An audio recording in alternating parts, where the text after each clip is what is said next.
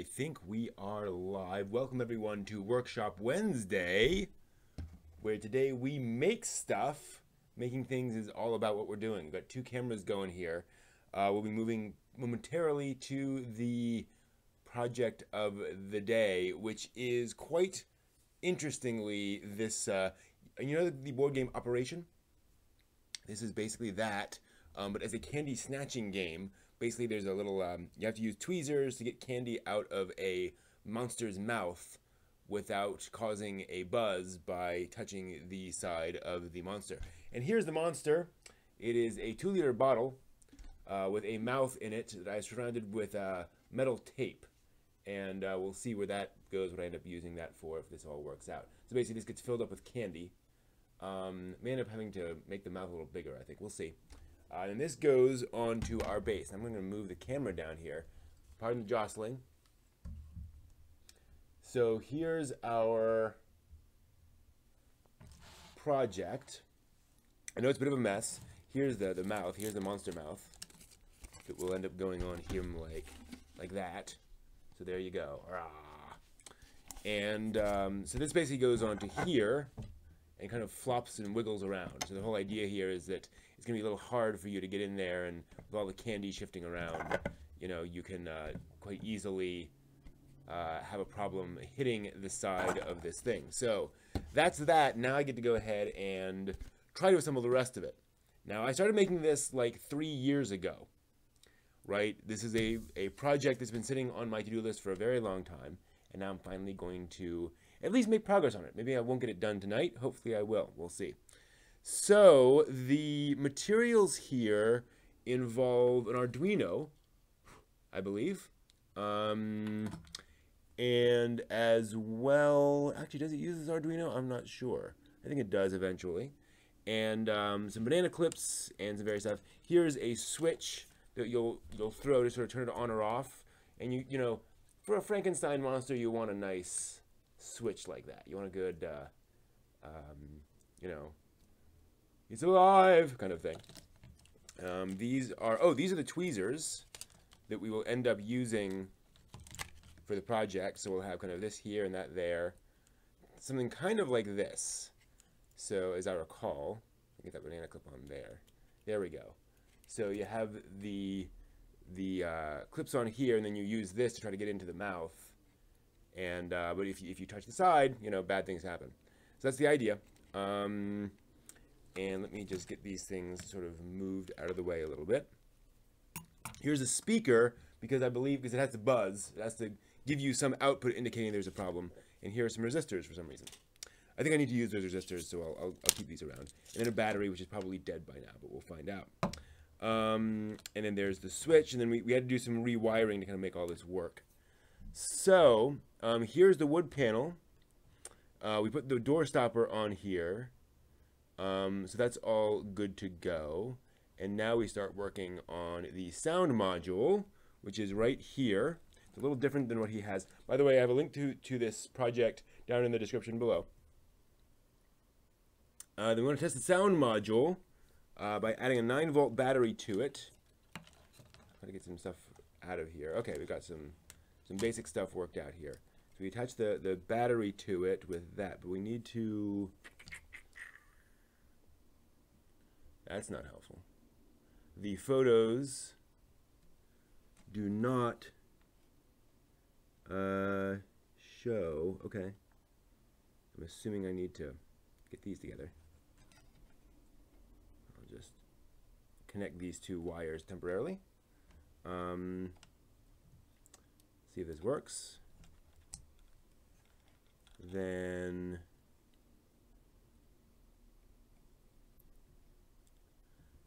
testing of microphone. Light came on, that's good. And then there was a play button, which I think we removed. We ripped out. But that light came on, so presumably that recorded.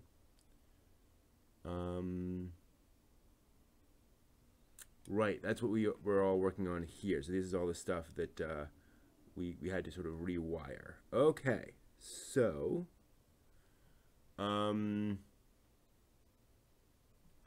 diagram. Where's the diagram?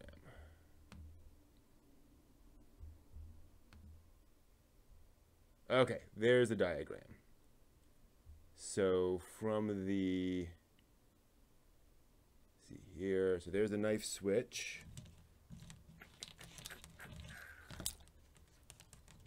Some cable goes out of the way for now. That gets mounted more or less here. 9-volt battery, recording module, speaker. Speaker's wired in. That's all done. There's a little. That must be. That must be the microphone there. I think. Although we have these wires coming out of it too, so I don't know. This has LED eyes, which I'm not going to do. Go with the foil labels and the monster head to one of the wires using the alligator jumpers to connect the other wire to the metal tweezers. You touch the tweezers to the foil bits, the sound plays. Okay. So the idea here is we have this banana clip, or I suppose,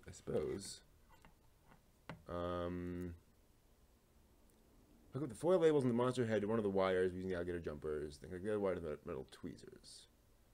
Hook up the foil labels and the monster head to one of the wires. Foil label, monster head to one of the wires. Oh, I got you. That's what that black is for. Okay, hold on.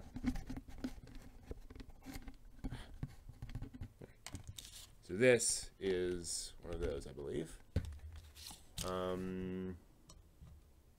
Think the other wire to the metal tweezers. So metal tweezers here, but where does that go is the question. Presumably, one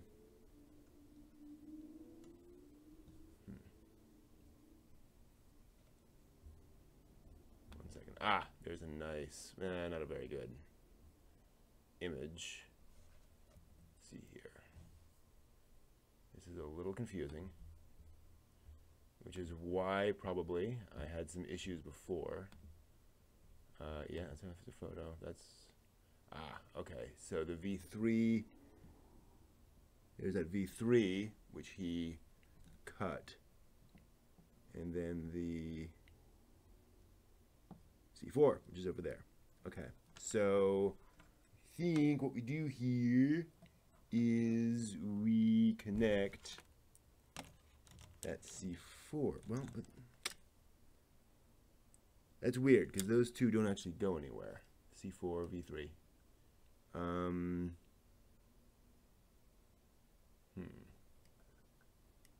Those are just sitting there.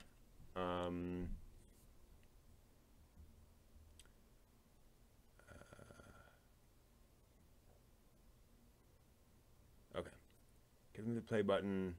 Insert 2 small wires through the holes on the other side of the switch pad and get very carefully solder one wire to each of the two traces. Haven't done that yet. That's okay. So I've already removed the play button, it looks like. Unless that's not the play button, is it? Nope. That's the record button. Recording, testing. So the play button is off.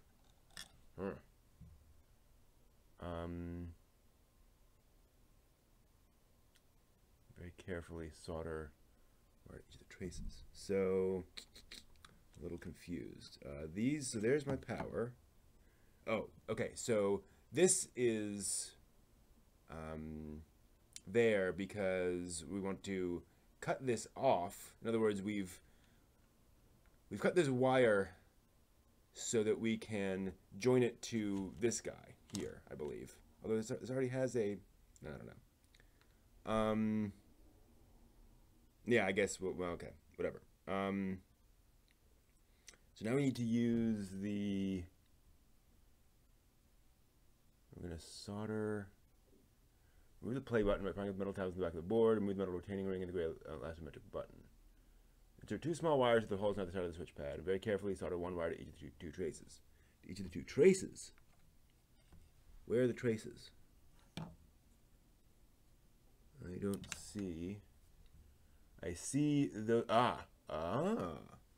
I see.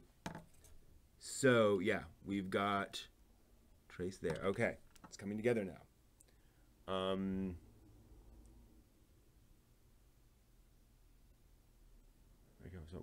surround the trace. Together, time players should be triggered. Okay, so presumably, if I touch, hopefully I won't short this out. If this goes here, and that goes there, you should be able to hear the sound if I can touch one to one side very carefully and the other to the other, unless I short it out, which I don't think I have because I got the light, but who knows.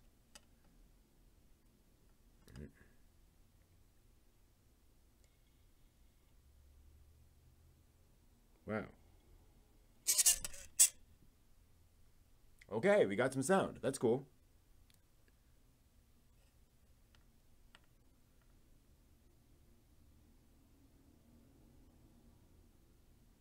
Helps to have constant contact.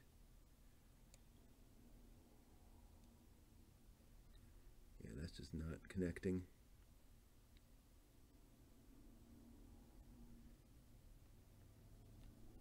Try it down there.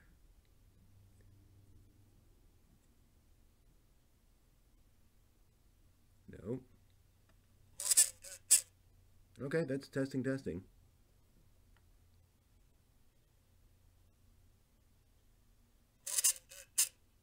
All right, that's me yelling testing into the microphone.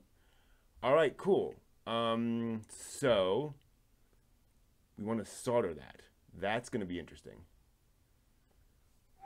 Okay, time to do some soldering.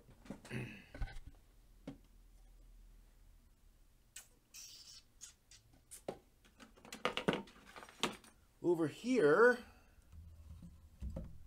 I have my, next to the light that's blinding you, is my portable electronic workbench. This out of the way. So this is basically a little box I have with all a bunch of my electronic stuff in it, including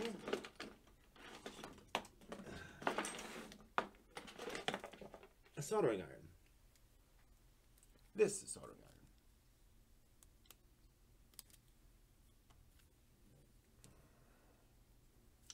And this is my first time using this particular workstation here in this part of the room. So I've got to kind of rethink how I have all of my stuff. Because I can't really reach where I normally have an outlet from there. Okay. 1 second while I see if I can find a power strip.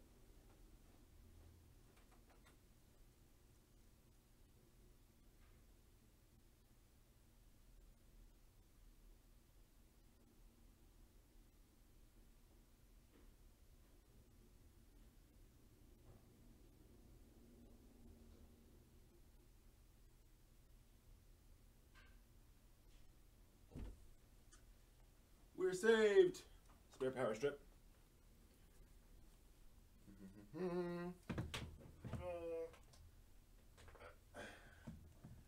There, I'm going to run that under these cables so I don't accidentally knock them to pieces.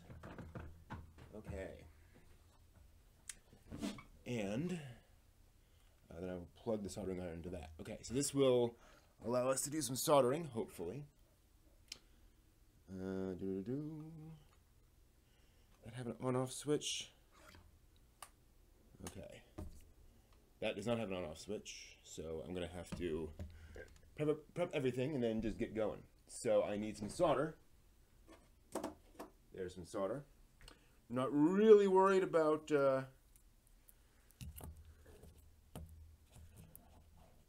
what I'm working with here. Let's get this out of the way. I don't think I need that Arduino. That's good. All right, we'll get this here. We'll move that out of the way as well. I'm going to work right on this wood platform, actually. That should be a good way of doing it. Now, this is going to be delicate work, very delicate work.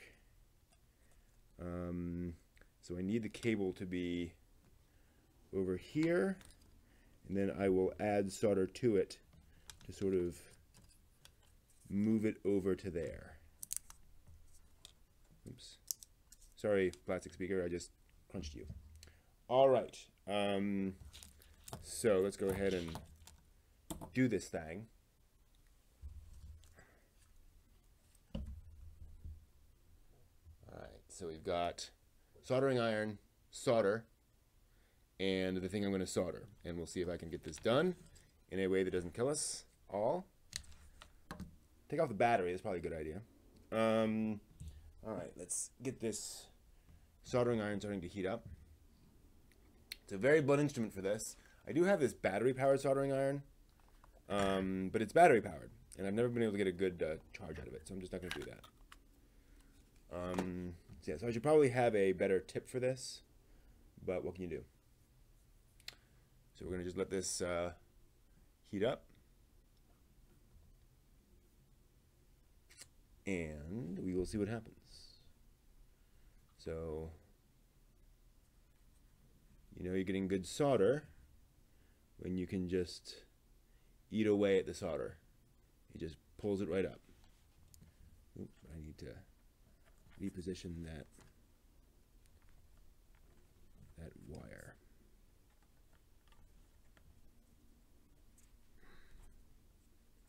Okay.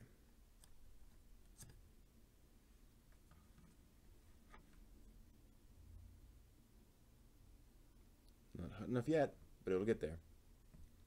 Like I said, I'm not particularly worried about the solder's sort of quality, if you will. Whether it's, you know, exactly what I'm looking for.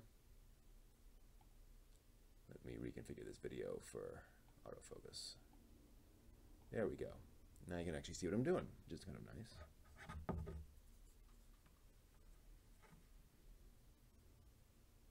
Nope, not yet. I can tell it's on because it has these lights, which is pretty cool. Oh, I can feel some heat now. Oh, it's starting to pull some solder off. Or some of the solder on it is starting to come off. Fair enough.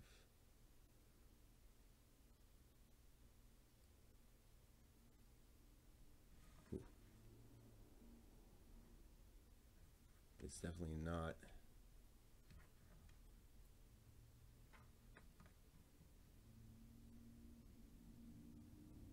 I'm not getting any of that solder off of there yet. Soldering is a thing I'm not good at, but this is one of the ways in which you get better at soldering, is by doing it. Come on. Oh, there we go. Starting to get some solder on there. Okay. Good. All right. This is the problem, is I always...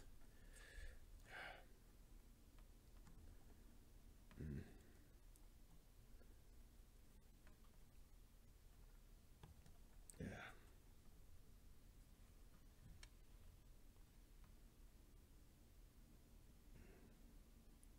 My hands get shaky, and then I can't get the solder on there. And ow, the solder's hot. Imagine that. Another thing I keep forgetting. Solder's hot.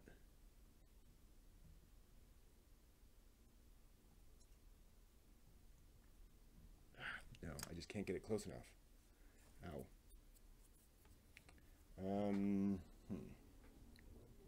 I need to rethink this.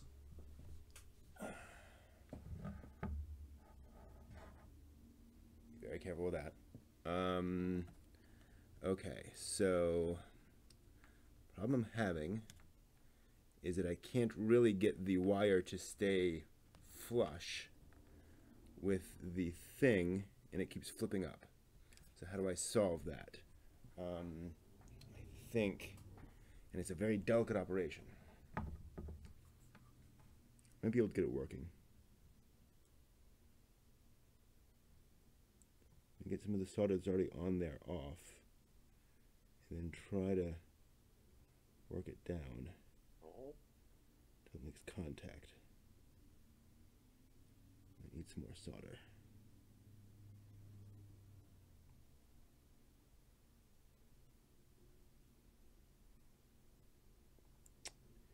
just keeps dripping, coming up instead of down onto the surface of the circuit board, which is where I needed to make contact with that thing. And it's probably because my solder is not right, in terms of, there's something wrong with my technique or my soldering iron or something. Let's get a bit more on there.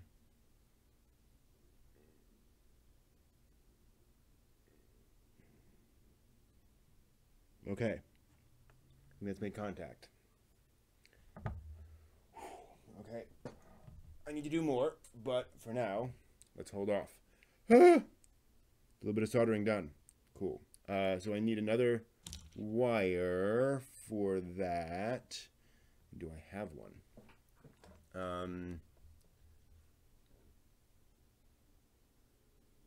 These are 2 small wires. Okay. I don't see any extra wires around here. I mean, there's this extra wire here. I suppose I could use. And it's similar to what he's showing over there. Oops. Let me double check something. See if I do need this Arduino or not. Recording module. Don't think so. Good. So the Arduino goes away. I can move that just to one side for now. Switch, all that kind of stuff. So let me see if I have a wire in the box.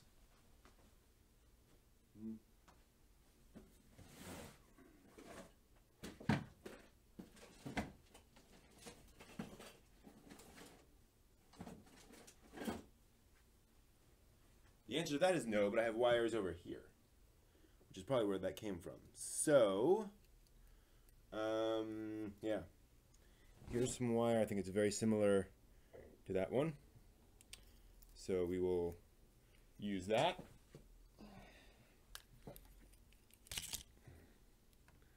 And I'm just going to cut that. Don't know how much I'll need, so I'll cut a lot. And then strip it on both ends. Love these wire strippers. Incredibly useful.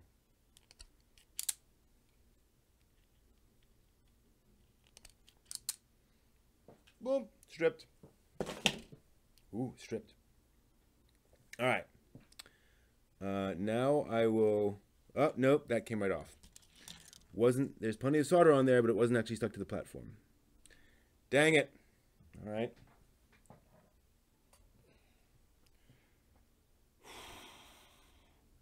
Annoying. See if I can get this working.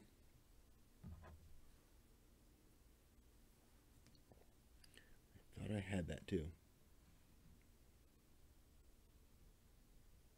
Yeah, I need to clean that tip. It's kind of gunky. And it's probably one of the reasons I'm having an issue. Let me try spinning it around.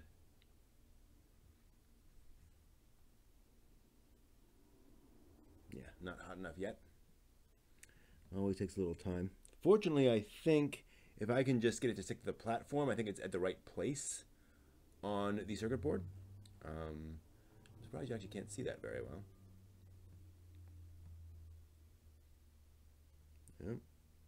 See some smoke, which is good. Means it's starting to get hot enough. Okay, there we go.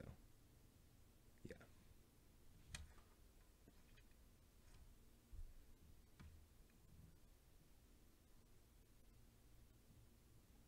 Okay, I'm pulling the solder off at this point. But now I need to get it to spread. It doesn't want to spread.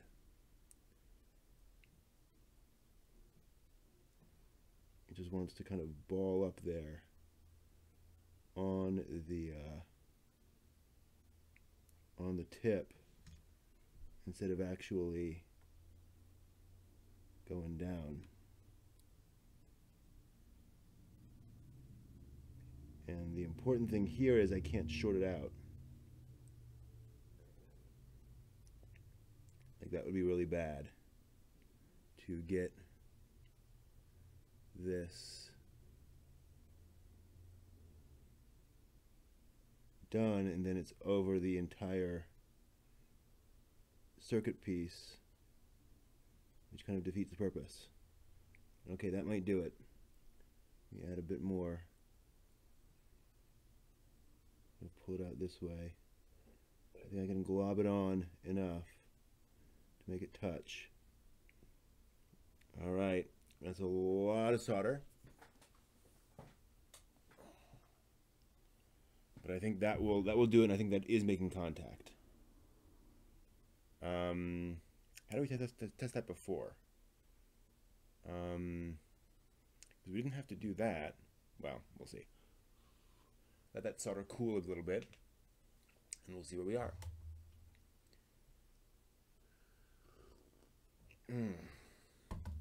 So I think once this is done, once this is soldered,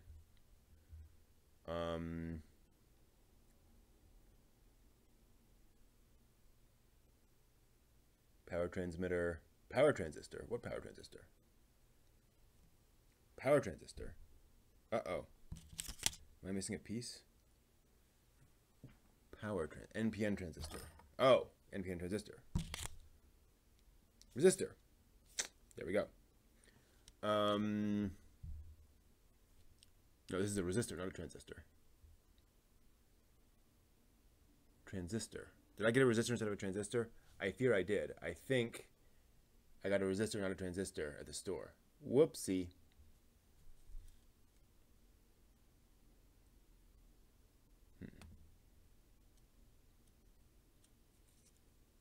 There's the switch, there's the thing, there's that.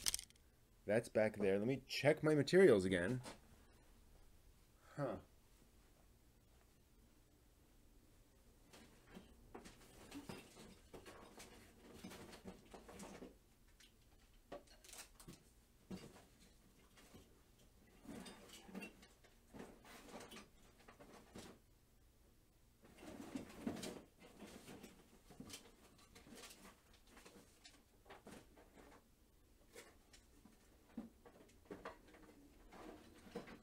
I see various things, but nothing remotely like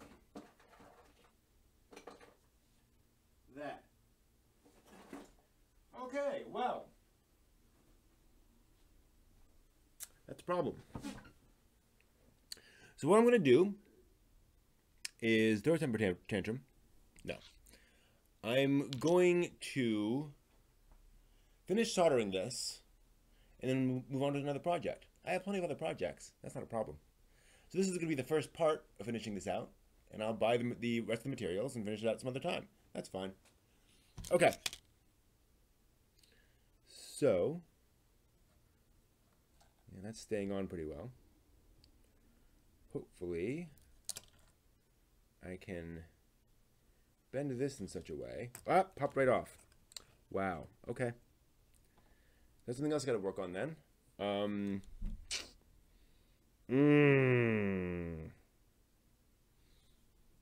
Could be the solder. Could be I need a different kind of solder. Do I have different kinds of solder? Lead-free solder. Ah. As opposed to the silver bearing solder. 62 lead-free solder. 62. I have no idea the difference, but it would be worth checking out. All right, so that's something else for me to experiment with, is whether my solder just isn't sticking. All right, good. So, yeah, disappointing, but we made some progress. We verified that the system does work in the sense that you can record and get audio back. That's cool. And I need to learn a little bit more about my soldering agents and how to do that more better. But that means we have time to move on to a different project, which is going to be, oh, I know what it's going to be. I know what it's going to be. I know what we're going to do. So let me put this back into its project box. I think we'll need those resistors, even though we don't have a transistor. All this stuff will go back in the box.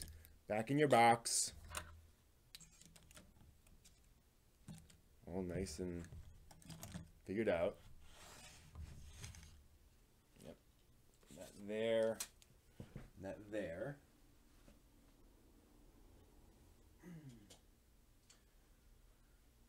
finish cleaning that up in a little bit. So yeah.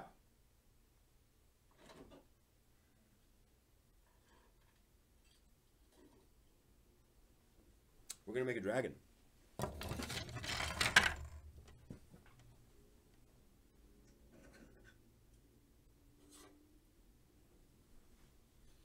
This is a dragon mini that I've been working on. I 3D printed, 3D printed, and I've been processing for eventual painting and such stuff. So when you 3D print something, one of the problems is that it cannot 3D print on empty space. So if you have an object that, say, curves up from the base, you'll need to add support materials to the bottom of it to keep it there. And this is what that looks like.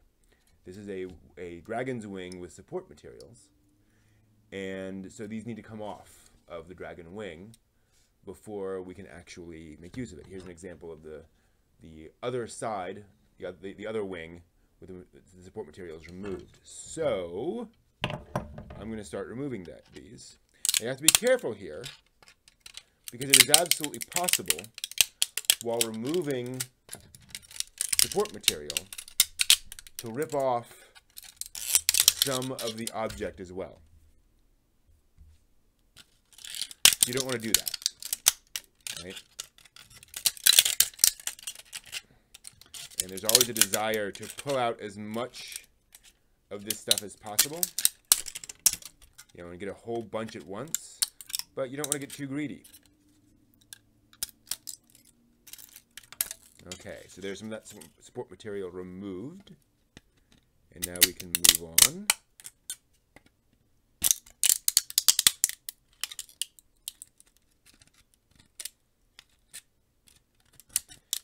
So I'm just using needle nose pliers here to rip this. And again, you don't want to be too forceful, or you will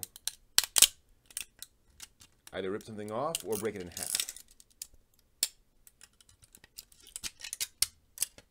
All right. And at this stage, it's just a matter of kind of grabbing some and pulling. And you get some significant amount at a time. And there's just no good way of doing this without doing it. Now, there are some ways, sometimes, some days, some nights, of orienting these to minimize the amount of support material. And that's cool when you can do it. I'm actually going to move over to the other side here. So you'll notice what I'm doing here is I'm intentionally breaking this part way down, because if I tried to rip off this whole thing at once, I'd probably break off the tip. So I'm breaking off just part of it, and I can come back to that tip and take off the rest of the support material and probably won't tear off the tip. Now that said, if that does happen, you can glue those little bits back. It's not a completely ruinous situation, but you know, if you can avoid it, even better. Here's an example where, okay, good, I was able to pop that off, or that part of the wing, without ripping off that bit of the wing. And then hopefully that can come off. And I'll sand down the places where the support material touched. Why does this not want to come off? There we go.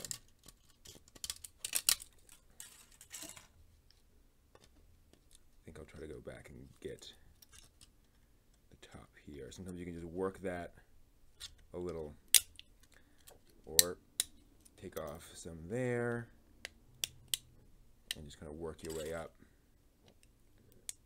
until that comes off. There we go. That's nice. That was lucky.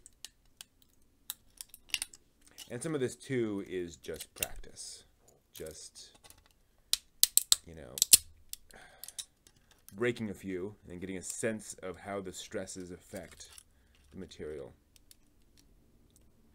Sometimes you can break it further back and then wedge it from there. Okay.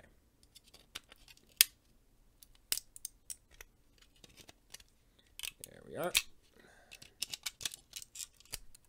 And we continue with this. And it is just kind of time consuming on a model this big. So what I'm going to do is once this is off, I'm going to put this together and paint it. I will probably paint it and then glue it. Maybe not.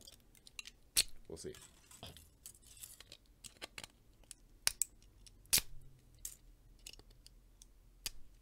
So you can probably see here that you have some striping effect of the support material on there where you can see the lines of the support material. And some of that you can just rip up. Some of it you have to sand out. Now, if I were printing this dragon more often, more than once, I would probably play around with orienting these pieces on the build plate so as to minimize the amount of support material. I mean, this would be, in a sense, better if you could orient it basically like this, or like this, so it would print it up like this, and the only support material would be on these edges. The problem with that, though, is that you're trying to run this very fine edge all along this print all the way up, and it's too easy for the print to fall over partway during the print, or otherwise just wobble a little bit, and then it is not even, you know, and you get plastic in the wrong place. So, you know, you can do that to an extent. You can change that orientation to some extent, but you don't want to go with something, you know, this shape. Yeah, if you go too extreme, it can come back to bite you with a failed print. And these are long prints, right? This is not a just a couple of hours to get this done. This will take you half a day or a day just to print a wing, for example. Okay, so this spot here is pretty much very close to the print bed, and that's why the support material is very close to that. So I will probably end up having to just sand that down. Okay, so we've got most of the support material off. Any large pieces that are still on, I will tear off like this.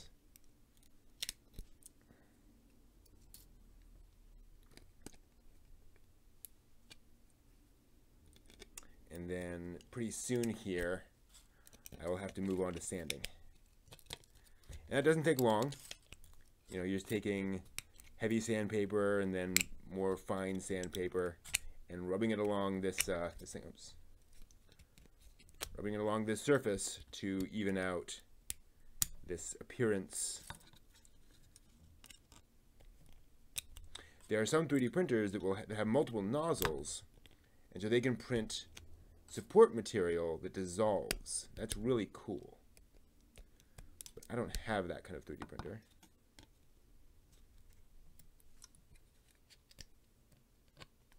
So I have to use the same material. And some materials, their support material pops off more easily. But then that tends to create a more it affects the structure of the material, the object itself, right? If the support material can rip off, then that indicates that the material itself is fragile, so to speak.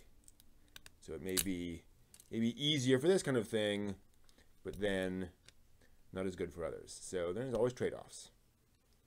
And you know, those materials' properties might be fine for what you're going for. So much of this I can pull off. Now, I'm one of these guys. Hey, Shakushiki.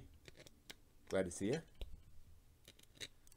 Where I like these things to look good, but I don't need this to exactly faithfully replicate what people imagine a dragon would look like.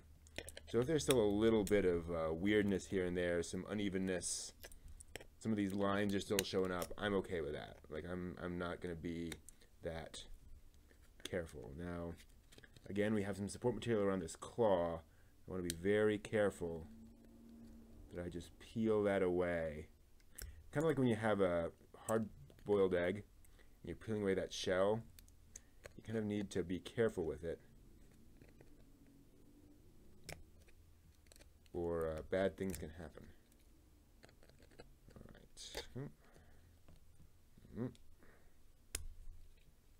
Good.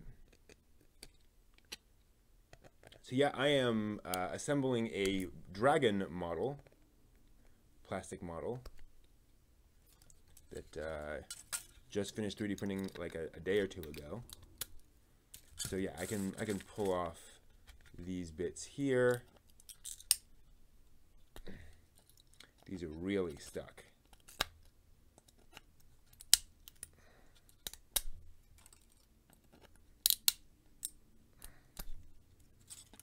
And I think once I get this stuff off, I'll go in with a slightly finer tool just to get the, ooh, I might get some of that other stuff off here too. I can pull that off there. Then I might be able to rip off this edge. Yeah, some of that stuff's coming off. It's nice when you can get some of these big rough edges to kind of come off all at once. But you can't count on it. It is a weird aspect of printing. This is PLA, the material, the plastic, which is a compound that just prints well, prints easily. You know, it has other properties that, you know, like this, which makes support materials a little complicated. But you know, the first thing is getting it to print. So it's one of those things where you often are willing to put up with some slightly more frustration later on to be able to guarantee an effective print every time. All right, and then just pull off these. Now I've also got these tweezers over here, which I'm going to move into next once I get these large bits off. Okay, yeah, I think I can. So these are these tweezers that have a very fine point on them, fine metal point. And I can use those to get in under some of these pieces sometimes and pull them up. And I just like to use those in spots where I can see, you know, I'm like, I think I can just rip up, maybe not. Sometimes this does a really good job of tearing up some of these support material pieces, but I'm just not having luck here. Cool. Yeah, I'm definitely doing that and definitely getting more and more into it. With a 3D printer, like I can get a lot of the basic shapes in. In fact, I've been 3D printing, you might be able to see it over my shoulder, a tower for D&D, which comes in modular sections. And so you can, you know, bring out this tower, set it out, and then take off each floor and go to each floor of the tower, which is pretty darn cool. So I'm going to print a couple levels of that, and I'll figure out some way of using it in the D&D game. So yeah, so for Workshop Wednesday, I'm still slightly unsure. I might just do a separate minis show, because I kind of like to do some electronic stuff and some general building stuff on Workshop Wednesdays, but I've also got a lot of this minis stuff, so it really depends. We'll see. Maybe I'll alternate, you know, do D&D minis 1 week and then other stuff the next. Who knows? Okay, yeah. So I think I've pulled off as much as I can with the tools in my possession. And I think it's now down to... I feel like I can make some progress there, but... Oh, yep. That came off. Good.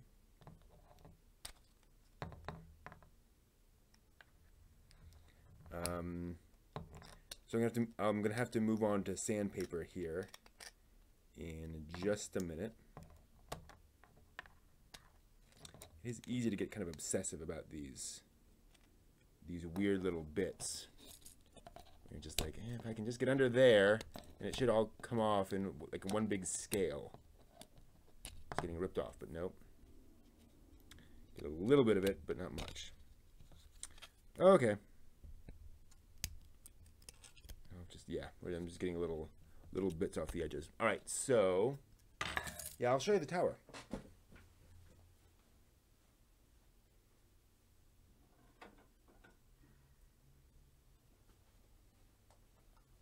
Level 1. Level 2. So here is level 1 of the tower. You can see how that works. So there's I taped the bottom. So there's the entrance. And then there are stairs on one side going up. And then here's the second level. And it's just the tower top. And so you can go ahead and... Whoa! Yep, 1 second.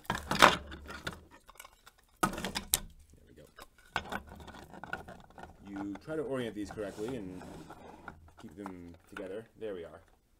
And so there's your tower, and you just keep on doing more and more levels all the way up. So it's a pretty cool idea. Pretty cool structure. And I'll do a little bit of painting on that, a little bit of painting work on it. All right. So here is some sandpaper. Let's make use of that. I'm going to start with some coarse sandpaper. I have some extra, now that's used up. I'm going to start with some coarse sandpaper on this wing. Is that a single? Yep.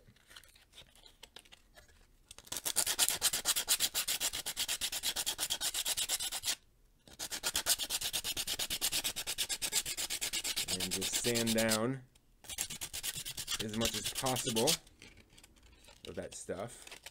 You might see a little bit of red specks in there, other colored stuff from the sandpaper. That's okay, because I'll be painting this anyway. Does not matter.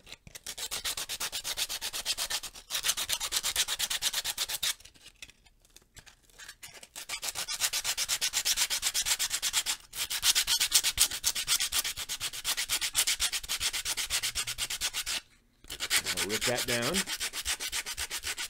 Shave that down. I know I will need a lot of sandpaper for this. That is just kind of the nature of this kind of a project.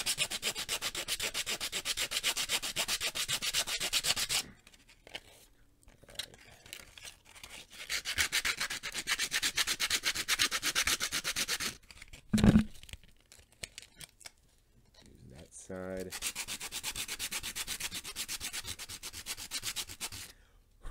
You can already see that it's starting to get a little, I mean, it's very rough, but it is starting to eat away at that material. Quite a lot, actually. So that's good. Mad cool, yo. Yeah.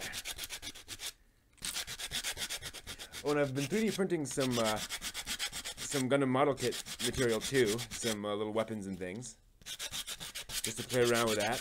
Hard to find things that 3D print well, actually. I'm gonna have to go into the models themselves and tweak them, because folks just take like existing 3D models and just throw them out there, and some of those just have weird little angles and weird little like projections on them that cause them to print poorly, and it's like you just shave that down by 1/10 of a millimeter and suddenly it prints great. So hopefully by next Kit Bash stream I will have those and I'll be able to swap out some of the weapons with those. A railgun I found. And some other little weapons. A lance, which seems appropriate.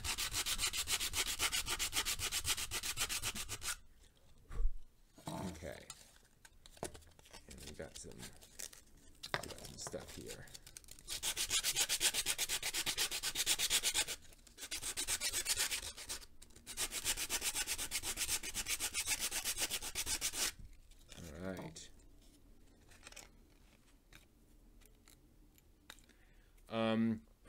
Well, no, I watched the first compilation of Gundam Thunderbolt movie. Turns out, and this is a confusing thing that confused me. I thought I was watching the first episode of Thunderbolt. I was actually watching the first compilation movie of Thunderbolt. That is medium grit. Yeah. So that is what I saw, and knowing that that was that much of that story, I am out.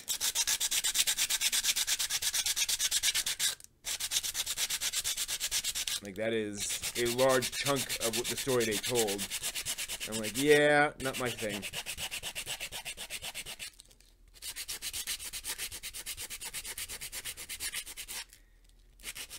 Too grimdark for my tastes. And I've read some of the manga too, so I know that that's the tone of the manga.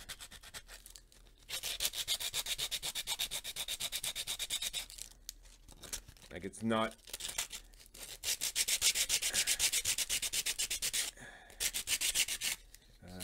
incorrect or not out of place relative to the manga. So like I said, I'm not really worried here about removing every single blemish.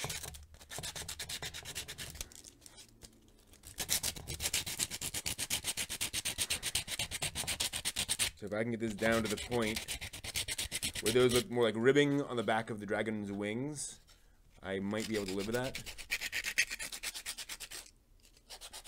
I think it was October sky. Might be December sky, I'm not sure. Some kind of sky. A sky was involved.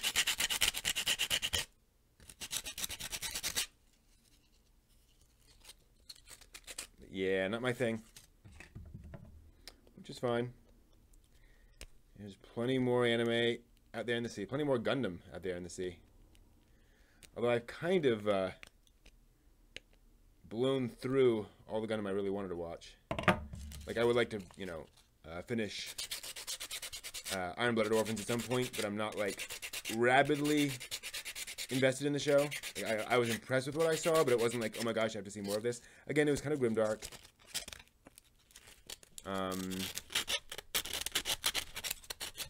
So I'm sure at some point I'll get back to it, but just not right away.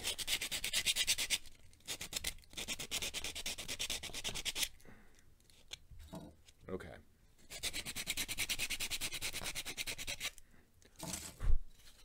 Yeah. That's pretty good. All right, I'm pleased with that. That's kind of similar to what we got over here with the other wing. So now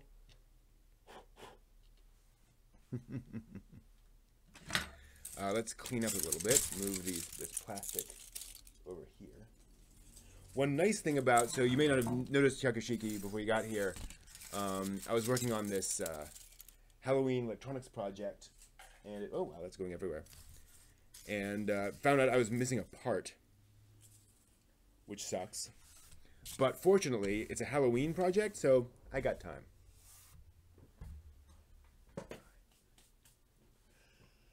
Excuse me.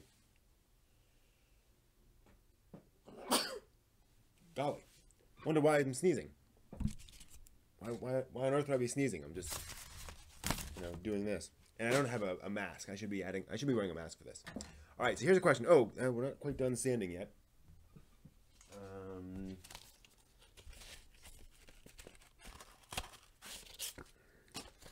So this is the dragon's mouth.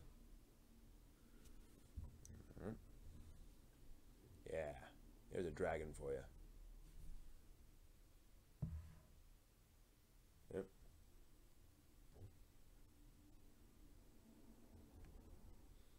Focus on my hand, please. Yeah. There's the dragon's mouth. Again, sort of weirdly blurry and out of focus because this camera is weird. And then there's the back of his head. There we go. Hey, no. Move up there. Back there. Over there. To this side. Up here. Close in. Back out. Hand. No. Okay, so hand. So there's the back of the head, and there's the front of the head. Arg. And they have some material on the back that I need to get off.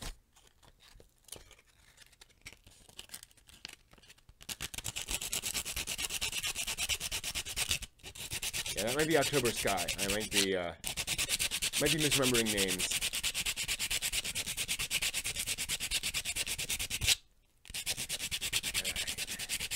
And that's easy.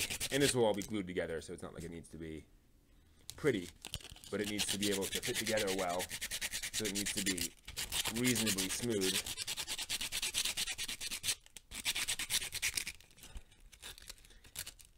Come on.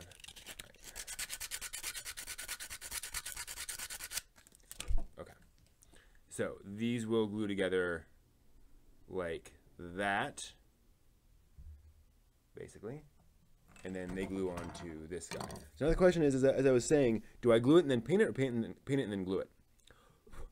I think I will paint and then glue. Yeah. All right. So we want to figure out what this guy looks like. This is the D&D Monster Manual. Here he is. This is a red dragon. That's what we want to paint. Now, obviously, I'm not going to paint that today. And I'm not going to get anything nearly that nice. But what I can do is I can lay down a base coat. And so I'm going to look at this and say, okay, what is the base color here that I can get down? And it's this sort of medium tone red. It's not like a candy apple fire engine red. So I'm going to have to mix my colors a little bit to get that red. And figure out where I'm going from there. So let me grab some paints.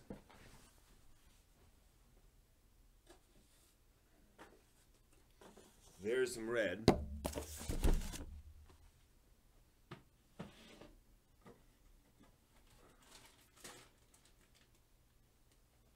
And we're going to play around a little bit here.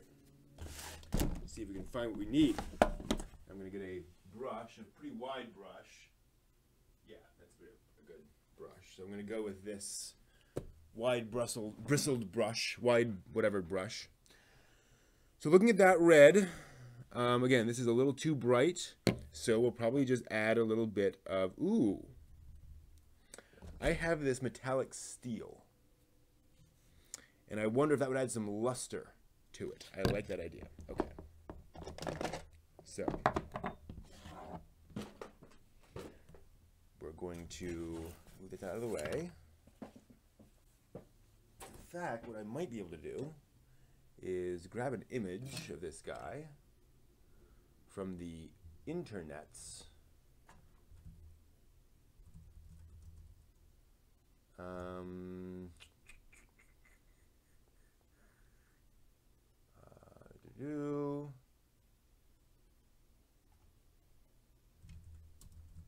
And put it up here while we're painting. Dark Souls, yeah, cool. A fairly small image. Can we get it bigger? We can. Red dragon. Cool. Let me see if I can't add. Yeah, we'll just use that. Shrink it down a bit.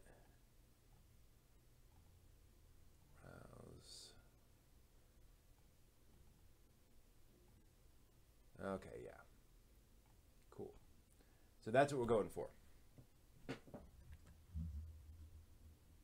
Adjust our angle a little bit here. Let me put down some newspaper.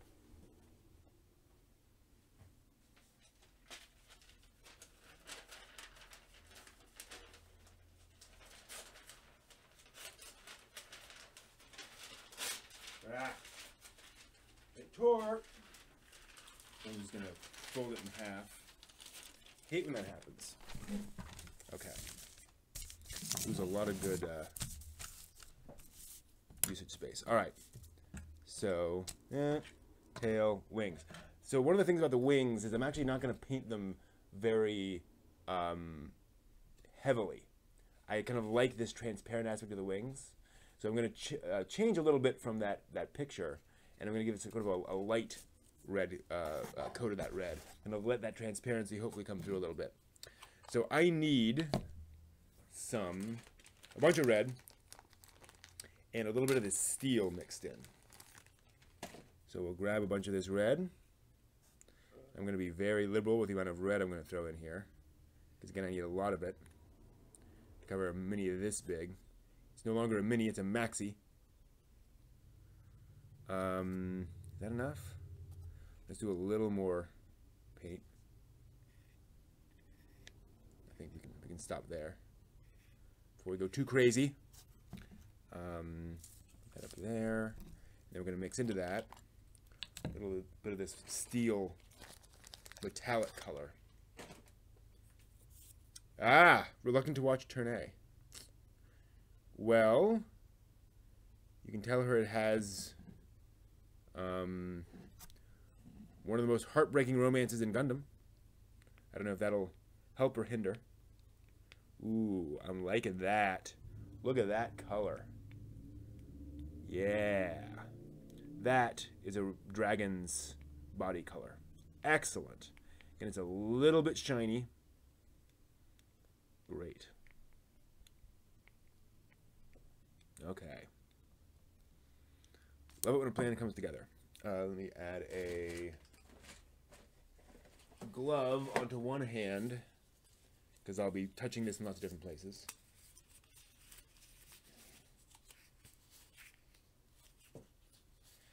You can tell her Turn A is the least military of all the Gundam series. Again, don't know if that'll help or hinder. Okay, and like I said before, I'm just throwing down a base coat here.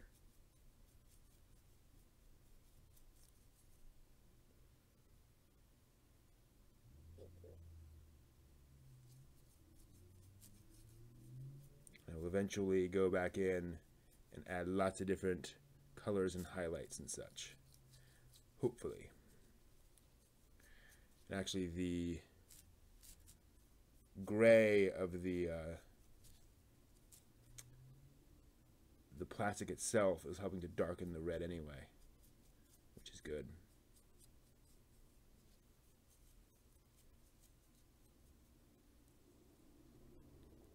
But yeah, I can understand someone's reluctance to watch Turn A. It definitely looks different, it feels different, and it starts different.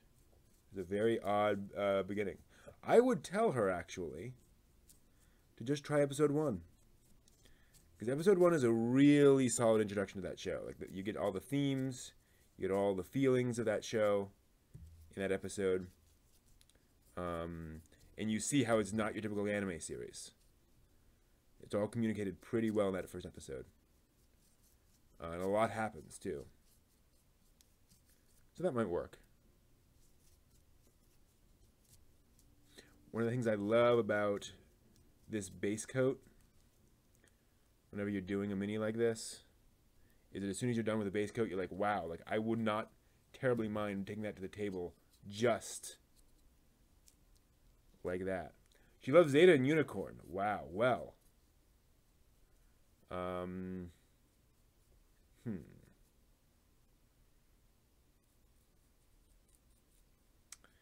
Yeah, that's not really, I mean, it's not really like either of those. So you can't really start there.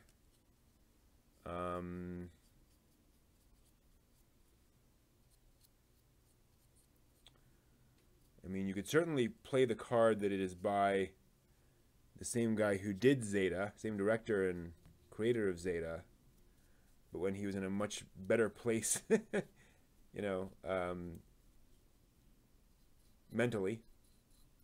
You know, that's a little unfair, but, you know, it doesn't have that Saki in the gut ending that Zeta Gundam has. I mean, the ending will sock you in the gut in its own way, but it's not like, yeah, your main character is screwed, and there's no hope. The end.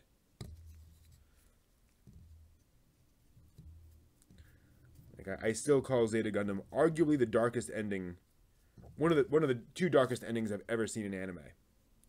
Probably in any medium. You know, there is just no hope with that ending. It is just a hopeless, hopeless final sequence. Which is, again, very, very strange, very, very amazing. And not that Tomino had not done that before. But turn A is much, much, much more positive and upbeat.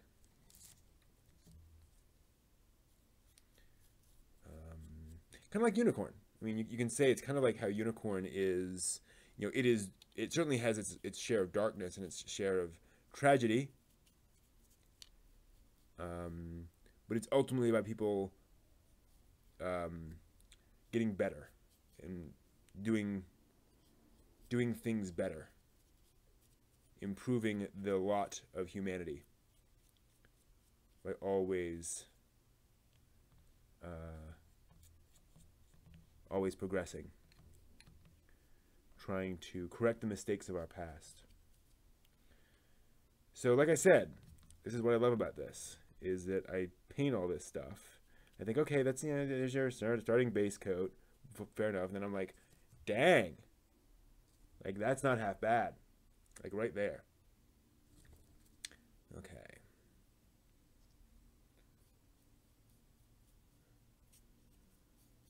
And obviously, I don't need to cover every single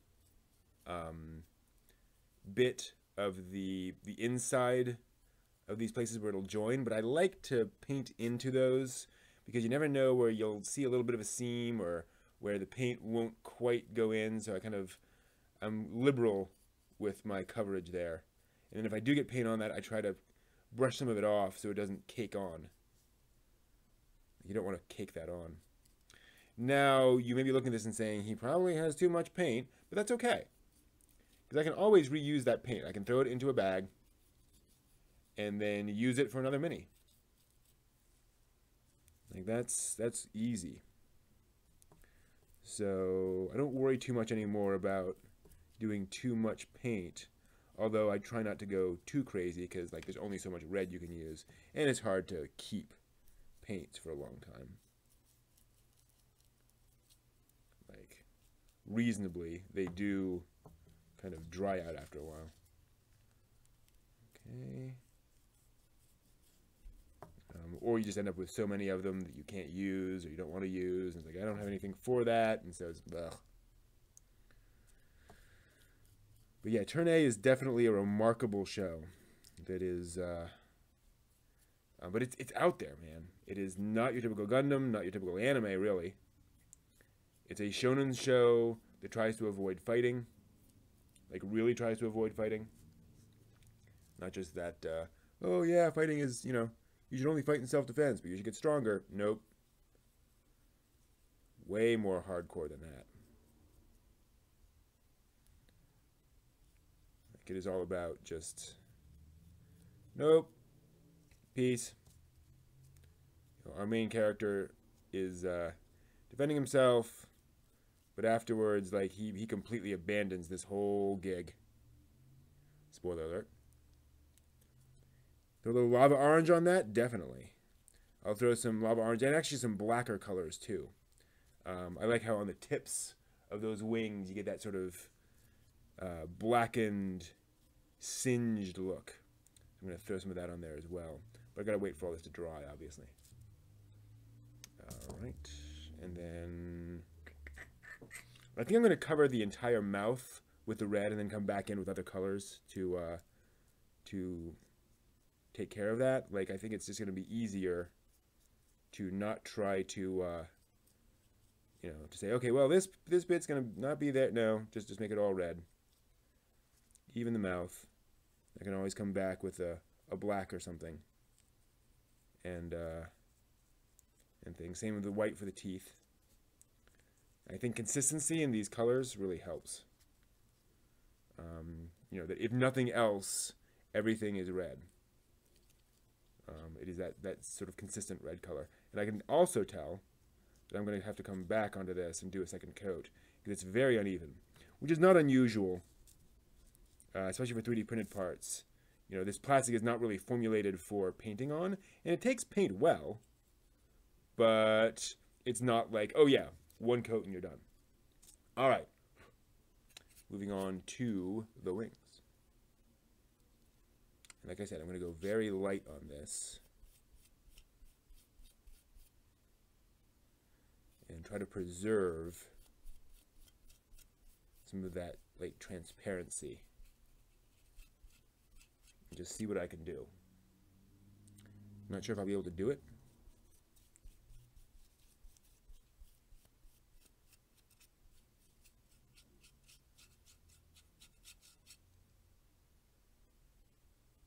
Definitely have the main part of the wing should be a dark, deep dark color. In fact, I might kind of reverse that, where instead of the black on the tips of the wings, or the edges of the wings, I'll have them on the front edge. That might look nice for what I'm trying to do. But yeah, we definitely want these to be strong. Generally, you want your dragon to be strong, right? So that should definitely be fairly heavy. Then we can come back in and just paint it down. Just kind of brush it over all this.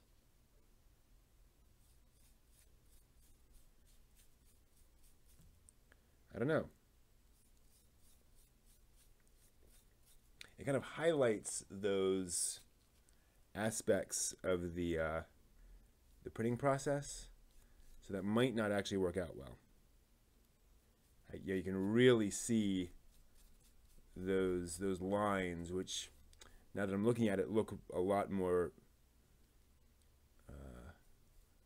mechanical, a lot more manufactured than I want. So perhaps that won't work. Yeah. Oh well. These are going to become nice red wings. Deep red wings. I think that'll work better. And of course, the thicker paint job will cover some of those lines too. And make them a little less noticeable. Fill in some of those spots. Oops. And one nice thing about this acrylic is that it dries very, very quickly. So I may be able to go back to this the body pretty soon and add more colors. So yeah, I'm just gonna have an even coat, even solid coat all over the wings. Yeah, I mean, I'm just gonna barely use all of this paint. Like, this is definitely one of those, oh, this uses a lot of paint.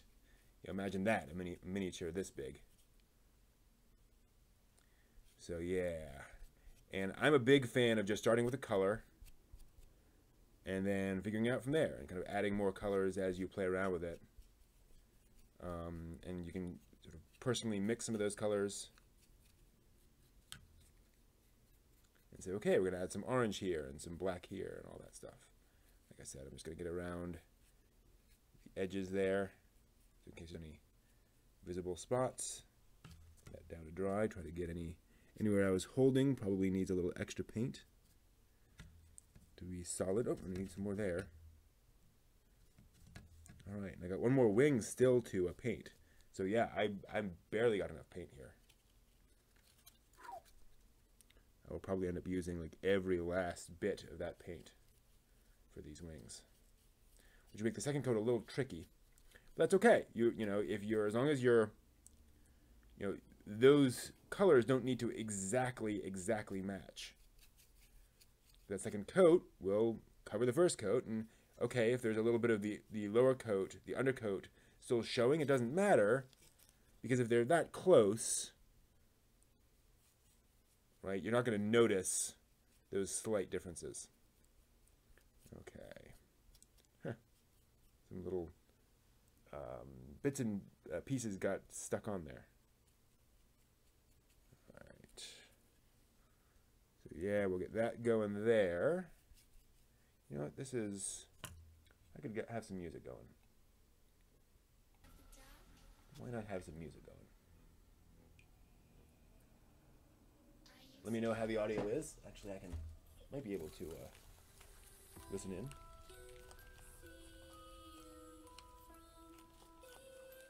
Is that working? Ooh. Yeah. Covered in blood. Ah. Yeah. Good.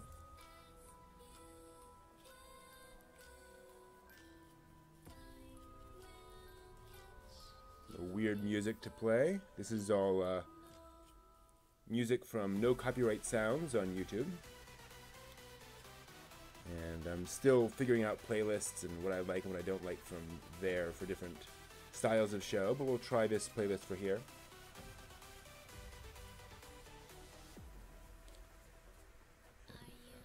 There we go. Yeah.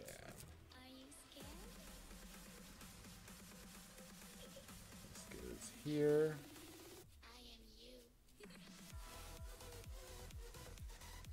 Goes there. Good. Not as bad as I thought in terms of the amount of paint. So I will probably end up reusing that. Okay.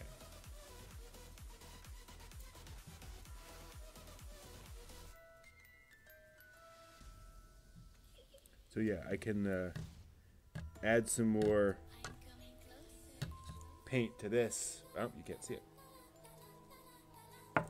To my red, and just refill that and for my second coat. How are we doing here? And it's still pretty wet. Okay. It is drying quite dark though, darker than I thought. But again, not a problem.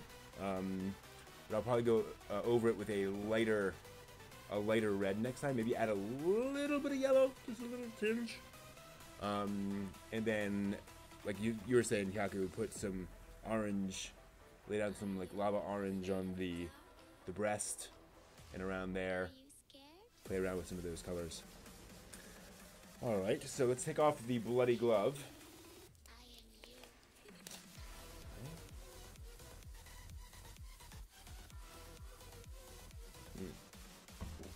And what can we do while that's drying? I have other things to paint, but not really that.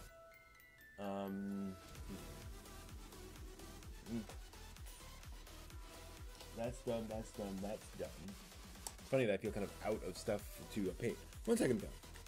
I have some little minis I can maybe be able to add some stuff to here. Yeah, not really.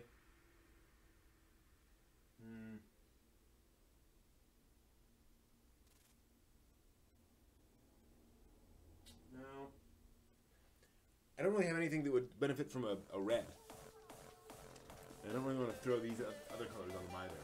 So, okay. Oh, you know what?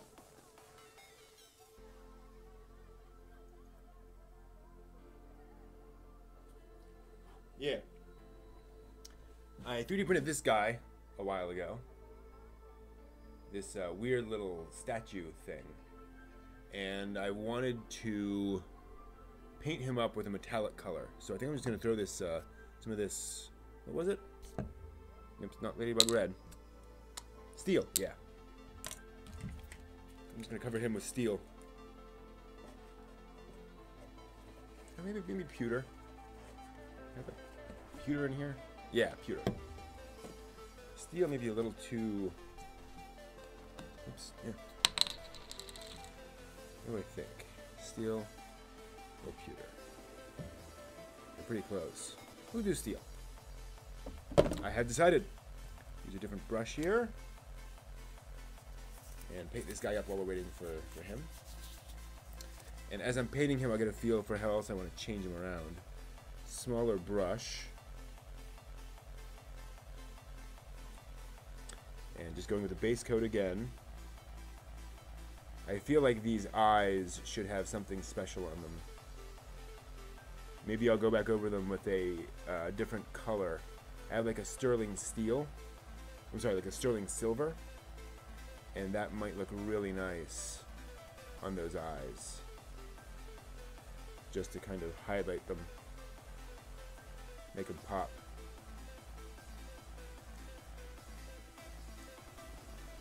And as you can see, and this metallic paint especially does not take very well.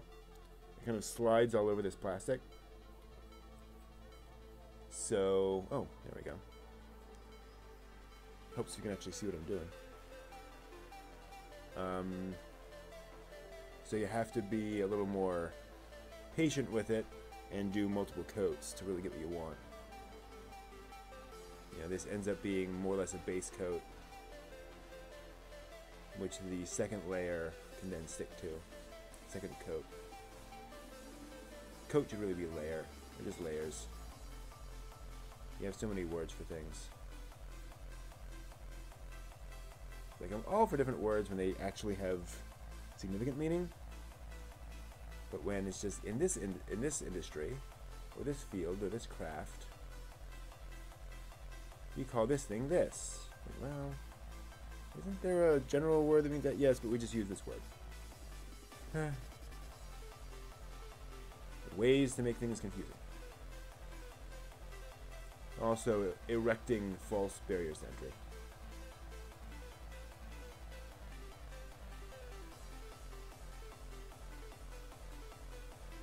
But maybe that's just me.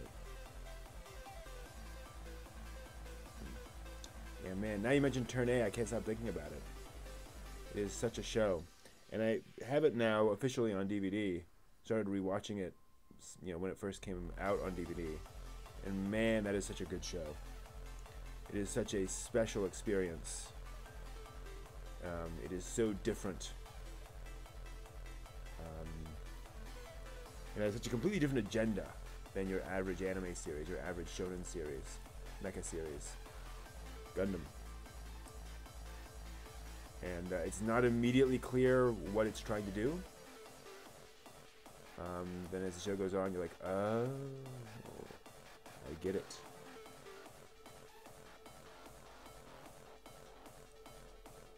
And that is a neat thing. So this guy printed back when I didn't really have my settings dialed in very well on my printer. So it has a lot of little printing mistakes on it. The eye up here has some overhang issues and some things I probably could have fixed if I were printing it today. But, you know, that's okay. Like, there's only so much you can do. Ah, nice. Gundam Versus. Yeah, we gotta play some of that sometime. Just gotta find some time. The right time period. And I gotta play it again, frankly. I have not picked it up in, oh gosh, months probably now. I need to get good. Or else I will get destroyed. As is right and proper. Because the strong should rule. This is a world where the strong are the ones who rule.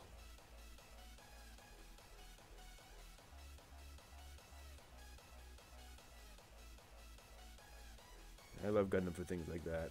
For those characters where it's like, you know, that is certainly a perspective, and it is one that has been offered multiple times in history. And there are a lot of responses to it. So it's like, you know, really? You haven't read any other philosophy than that? Okay. See, this is the kind of music I want to have playing. This is good. Awakening by Main Reactor. Alright. So, like I said, we're just going to get this main layer on. And no casuals! Your soul will be dragged down by gravity. Dragged down by gravity.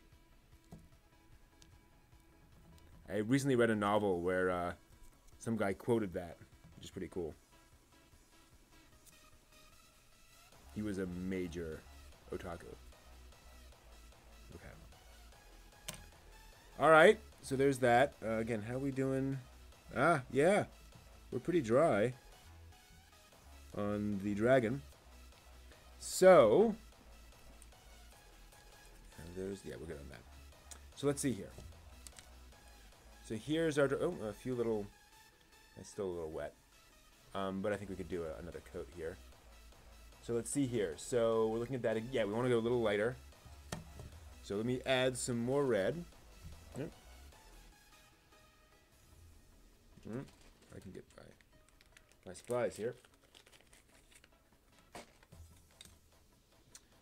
Dump some more red. Now we know we need a lot of red. I will have to put more red on my shopping list. I'm going to be using all of it here. Yeah, not all of it, but a lot of it. Okay.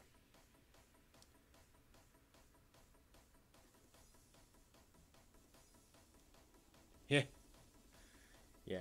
Gundam Versus definitely feels like one of those games where you just, you know, you need to keep up with that practice. Like it expects excellence, as well it should. All right. Add some yellow. Again, just like a touch of yellow, I think. No, that's a touch of yellow. I don't think the yellow is actually incorporating.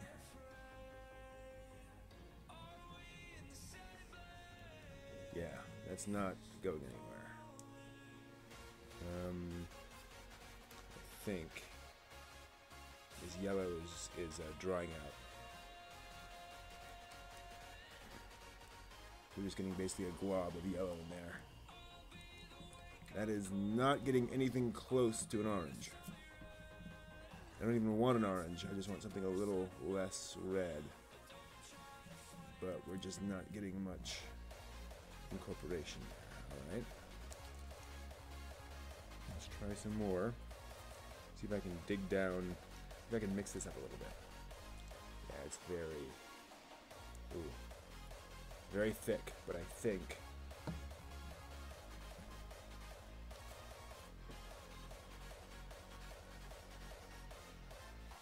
it can be made to incorporate. Alright, that does look a little lighter. Little lighter. Yeah, and it's not quite the candy apple red. But it needs to be... I'm not happy.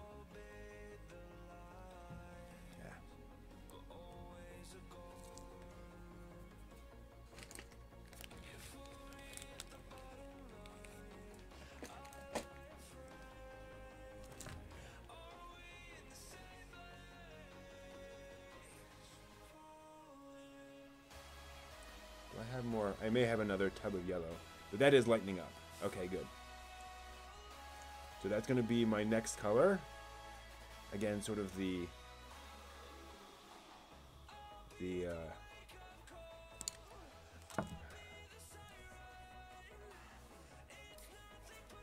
what we get.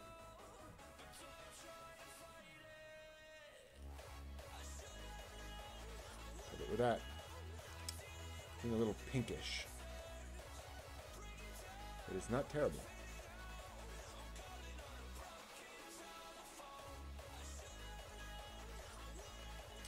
It's actually pretty good.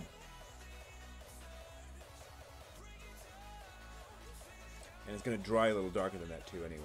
So I think that's going to work.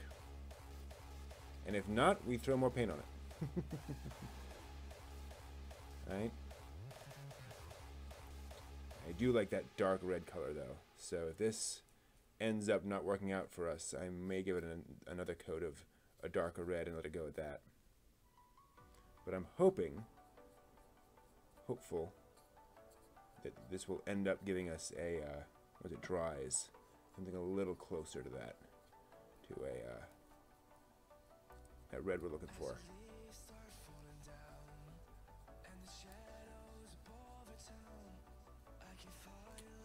We will see.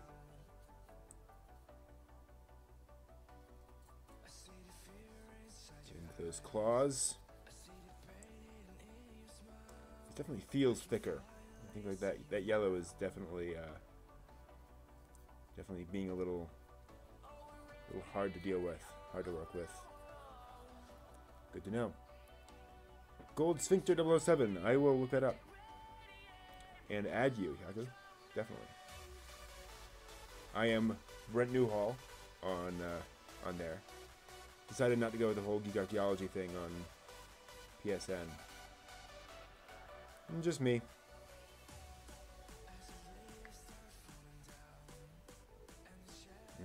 Oh, I got a chance to play Weird Game. What Remains of Edith Finch on Sunday. Boy, that's a game. It's not your typical game at all. It's this weird experience. A lot of people are not going to like it. It's more or less an adventure game, kind of like a point-and-click adventure game. But that is, when people say that video games can't be art, like that is, and they're talking about like the experience you get in a novel or something, like that is a great counter statement to them. You know, pointing to that and say, okay, here you go. Okay, yeah, I think this is drawing to the right color we're looking for. Excellent. Excellent.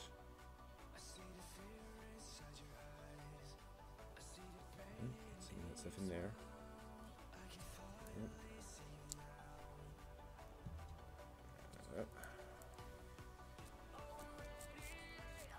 Take the rest of that leg.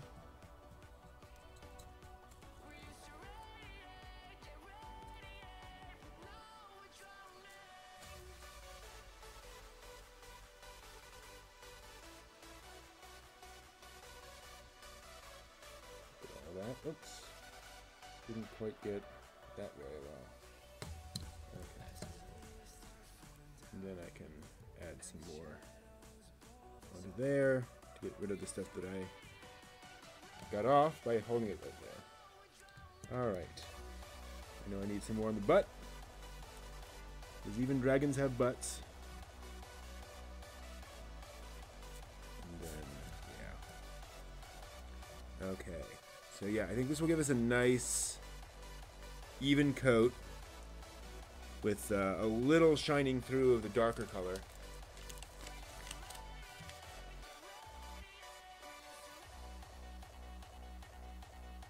And then we can add highlights to that.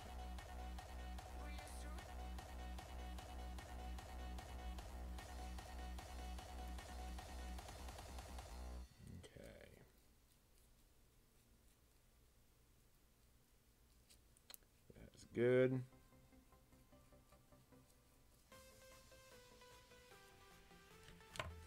Ah! No! Everything's falling everywhere. Again, I should have torn out more newspaper and laid it down instead of trying to stick with a smaller sheet. That's my fault. Oh well.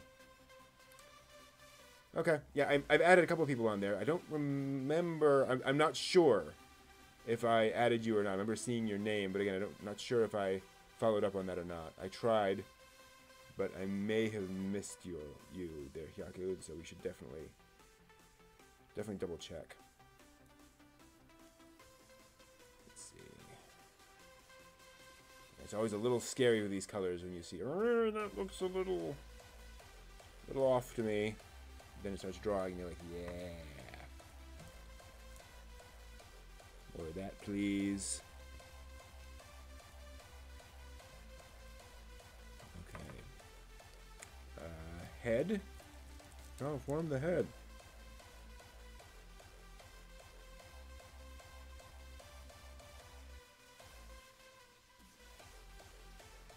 So what do we got on there? So yeah, so we've got that orange that'll go in.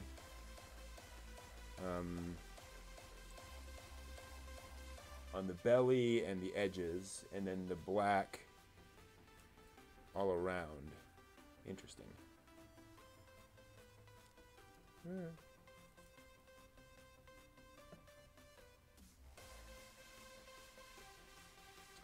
figure that out. Okay. Where's the rest of it? There it is.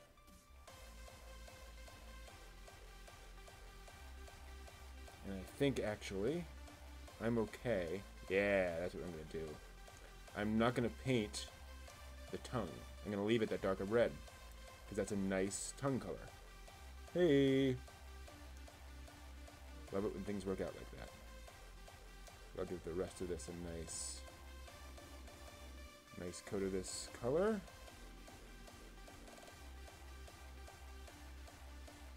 Sure we cover all of it. Oops, got some on the tongue. Shoot. Well, maybe I'll come back with another red and put it in there. Oh well. Okay. There's the head. Hopefully that'll work out well. Okay. Move on to these. We're friends? Excellent. The giant wings of doom. Let me know if I ever, or the next time I start painting something and I'm way out of frame. Because I keep doing that. I don't mean to. Sometimes I get so excited.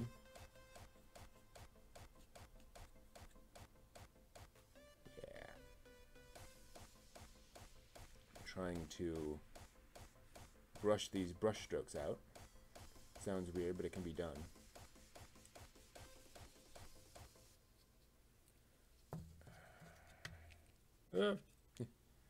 Not right into his head.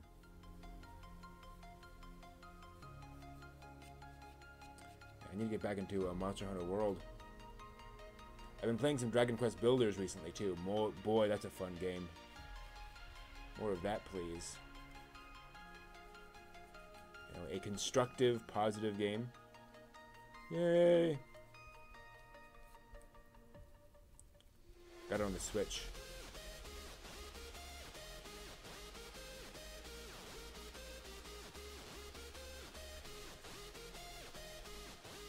And that is a lot of fun. I mean, it's, you know, fantasy Minecraft, but it's a well-done version of that, right? They didn't just slap the Dragon Quest brand logo onto the Minecraft engine. It is a game.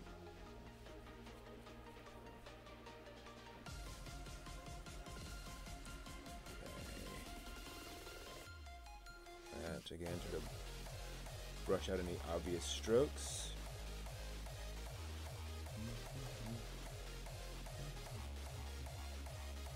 And get all up in these edges.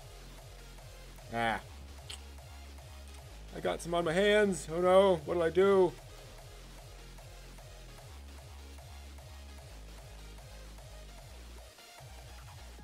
Okay. I think we've got that wing painted a nice even color, and it'll dry down to that lovely red. That's an awesome red. Yeah. That's fantastic. And you can see how the paint has definitely globbed into some of those areas. So the those little sort of ribs now look kind of like ribs, as opposed to, oh, that's obviously support material problems. You can at least pass it away as that. Pass it off.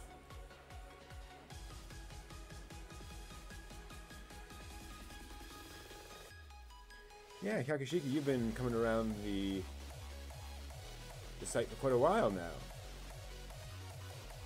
We're definitely friends, both in the PSN sense and in the real one. Coming up on an anniversary next week, in almost exactly a week. In fact, I think exactly a week. And I've been thinking a lot about the folks who follow along. How grateful I am to all of you for joining me for this weird journey I'm on. You know, learning more about anime and other things, all sorts of things. Just constantly digging deeper. It's so interesting. There's always another layer to things that you can learn. Yeah, I want to try Shadow of the Colossus too. Have you played Shadow of the Colossus? I have not. So I'd love to get that experience. I did pre-order Ni no Kuni 2, because that just seems like a very, you know, as an anime fan, that's kind of an obvious purchase, sort of a low-hanging fruit kind of a purchase, if you will. So I'll see what that's like. Did not play the original, but apparently that, you know, you don't need to have. Okay. There's your other dragon wing. Cool. Alright. Let that dry a bit. Ooh. I've been sitting on my foot, and it's starting to feel tingly. That Shadow of the Colossus looks amazing. And I always kept hearing about how amazing it is. Like, I wouldn't mind. Wouldn't mind experiencing that.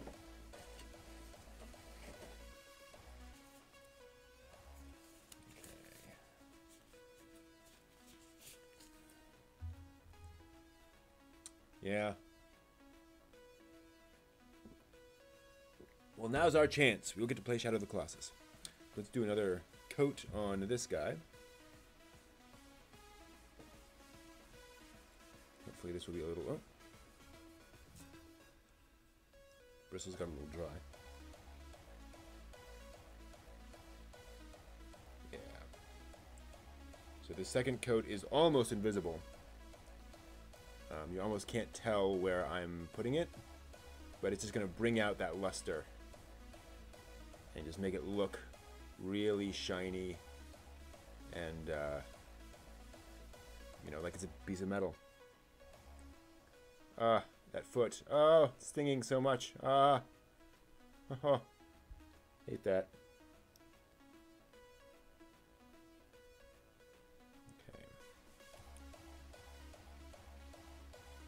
Yeah, that's sticking better to that first coat.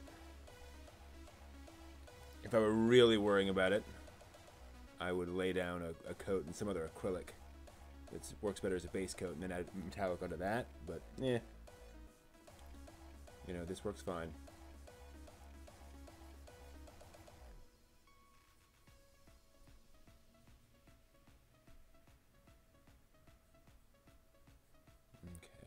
Yeah, we're getting a nice luster on that.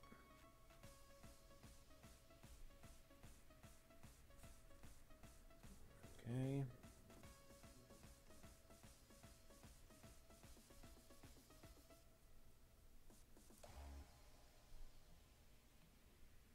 Give the side of that. I have no idea what I'm going to use this for, by the way.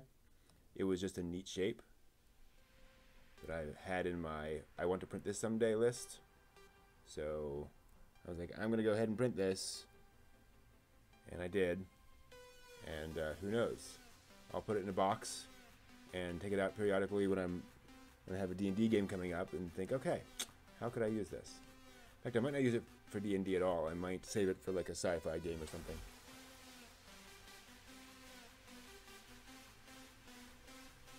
One of my players has expressed interest in running D&D, like a one-shot or a short campaign or something. So I'm totally excited for that. I want to see what he would do. And I'd be very interested to see that and play a different genre, different character, whatever.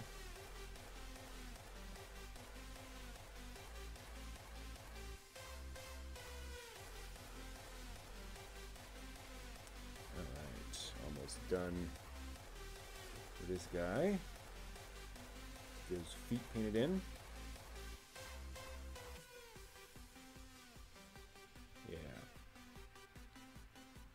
Yeah, this is pretty cool.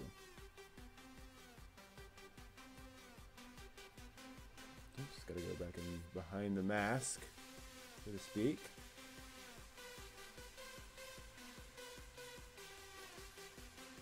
Get those edges. Do the tip, top.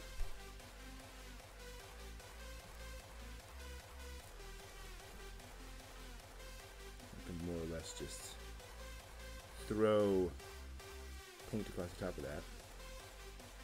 Yeah, let me just smooth it out. And put it on the top of the mask tip. There. Okay. That's fine.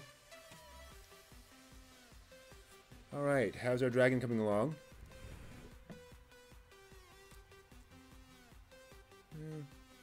Yeah, still a little tacky. Still wet in spots. Alright.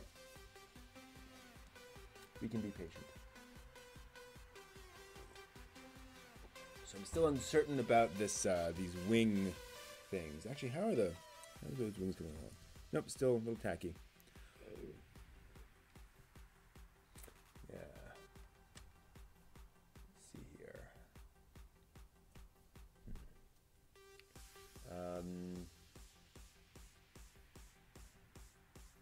Yeah, so I'll probably come back, get a darker red, and paint in the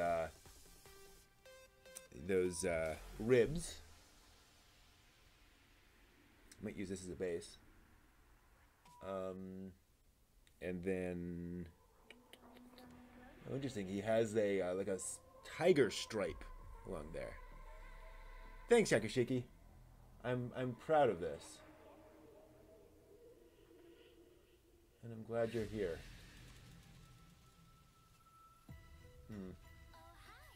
So let's think. Yeah, we want a slightly darker color along those.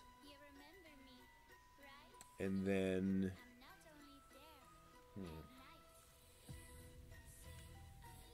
Yeah.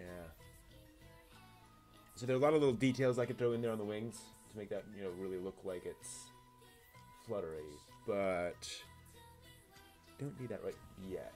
Instead, yeah, we'll focus on those ridges on the wings. He also needs talons, obviously. Dark talons into those.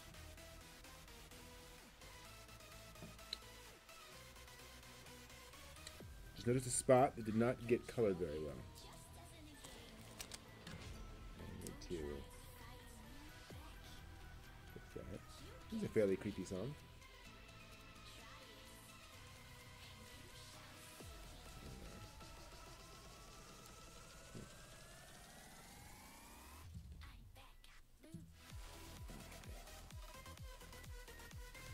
Do a slightly better job on his feet there. There we are. Interesting. Okay. Just a little touch up here and there. You realize, oh, oopsie. All right. This is the tough part where you're looking at this and you're like, I want to go ahead and jump to the next bit, but I can't because it's still wet. But I can go ahead and start mixing up that color, I suppose.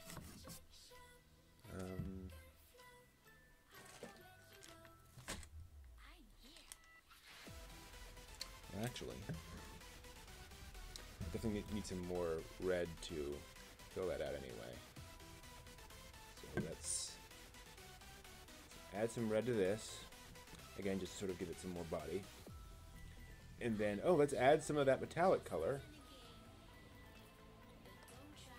That worked so well before.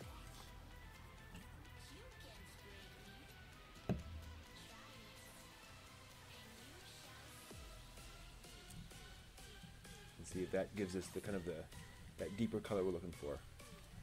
Not quite deep enough, I don't think. Yeah, we want something stronger than that. Okay. I think we can safely use that.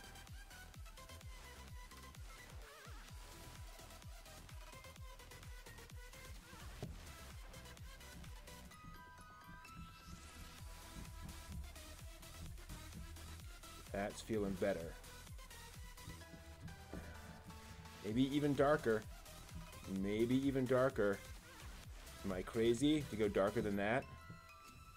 Or darker than black, or whatever?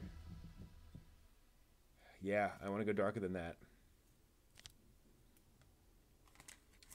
Blow into the popsicles. Sticks. Let's just go nuts. Come on, why not? This is my dragon.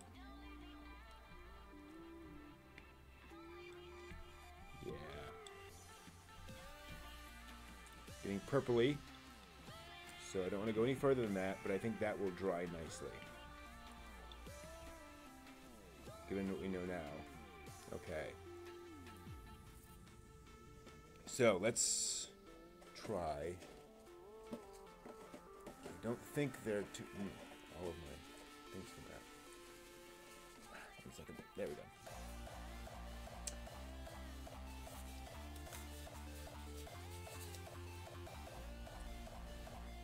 I think this wing is dry enough now. Yeah. So I'm going to go ahead and paint along these. Yeah, we want some definition on his thing.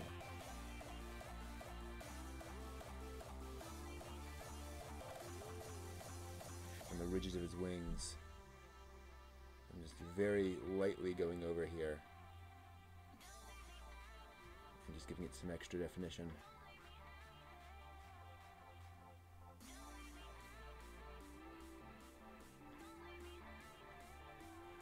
Might be a little too wet for this, but I don't care.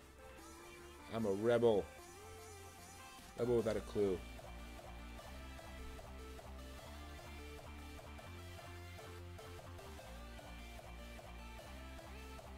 Okay. Yeah, I like the definition this is adding to the wing. Definitely makes it a little bit more animalian. As opposed to just this big flapping thing out in the middle of nowhere. Right? You don't want a wing to look like it's just this piece of paper that's been tacked on to the side of your creature. I want it to look as organic as possible. Yeah, I think...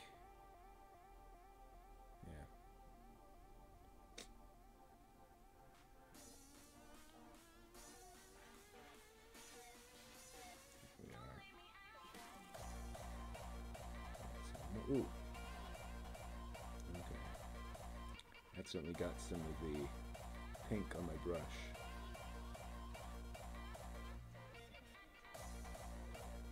There. We'll paint in that that claw with something darker. I think with like a metallic color. Outright metallic color. And we can go a little more on those at that edge.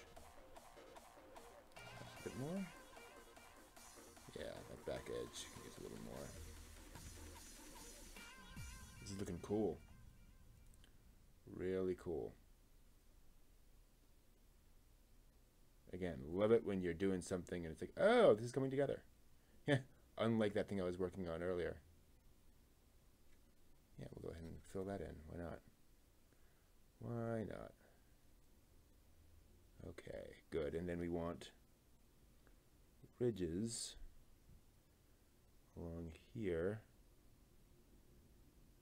for those, yeah, so just sort of carefully painting in along those kind of bone things there. I think we may have reached the end of the playlist and it did not auto start.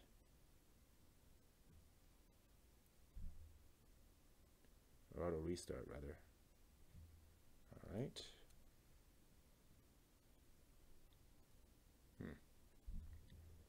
So in the illustration, these are very clearly connected up to the right in here. Maybe I will go ahead and paint in. Yeah, that's cool. They're all in this one thing together.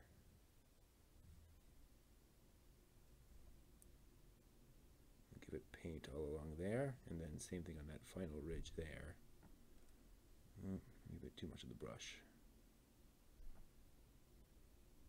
Trying to be very, very precise, which is not easy when you're holding things up in midair like this. But there we are. It's not holding on to that edge. Okay, I think that'll work. So there's our... Yeah, that's awesome. Here are the ridges for that. How are we on here? That's... not very dry at all.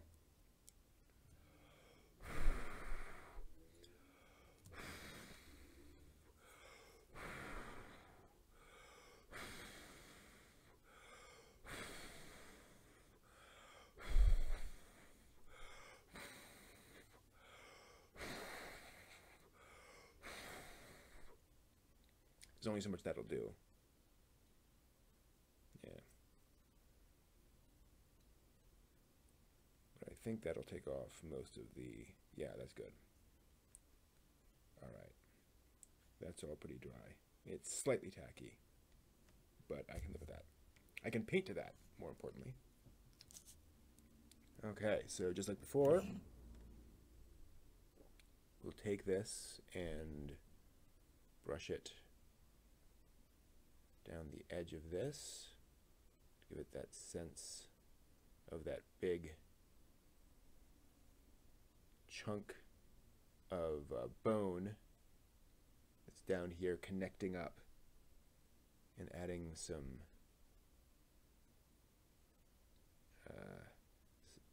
sense of structure to this beast, so we can tell that it's got a skeletal structure, which is kind of nice to represent.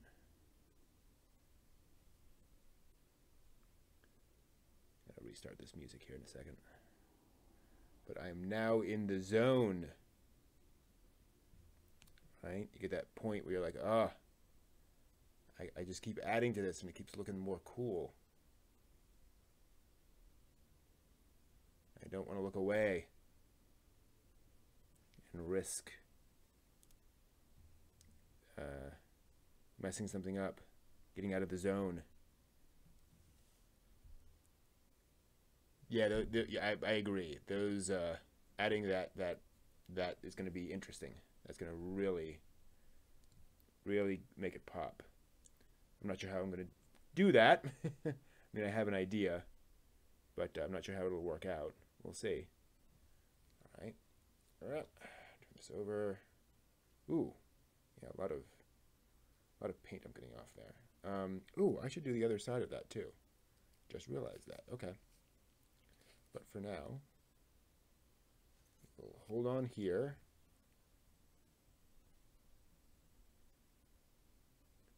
And just touch in along that ridge and hopefully blend it in enough that it looks fairly natural. Okay. Ooh, touching my own paint now.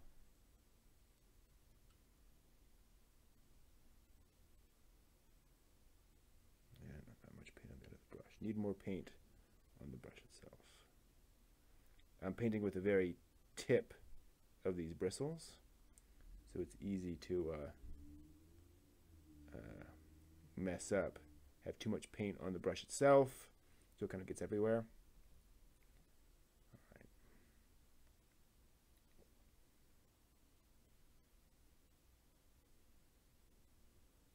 Yeah, I definitely feel in the zone here. I'm not doing a particularly incredible job. I'm getting some paint on other parts. But definitely getting the sense. I keep doing that. Of these bony ridges coming down. Hopefully that'll be enough. And hopefully there'll be a bit of a sense that you know, the creature is flexing its wings, and so it's not going to be an exact shape. And so if the shape's a little off, that's okay. Like that's just natural to the way this creature moves. Okay. Sometimes you can cover some sins that way. Okay. There's that. All right, so like I said before, I forgot the other side of that wing. So we're going to go and do the same thing. Actually, I can do the underside of that ridge. Just paint it down. And then paint down these ridges.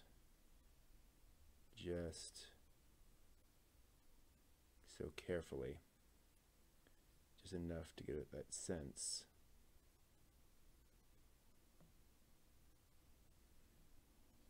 That there as well. Yeah, I get the sense, I get the feeling that this does not need to be quite so strong on the back, because the ridges don't stand out as much. So I can be a little more, whoa, or I can slather it all over the place. Yeah. There we are. Okay. And then connect that up. And there's a little more around there to give that definition. Fill that in. Okay. This is fun. It's fun to learn a skill. Almost entirely through trial and error, but still. Okay, good. There's a dragon wing to begin with. Again, we're going to add some more awesomeness to it. And let me grab this guy and do the back of that. Gotta get a better grip.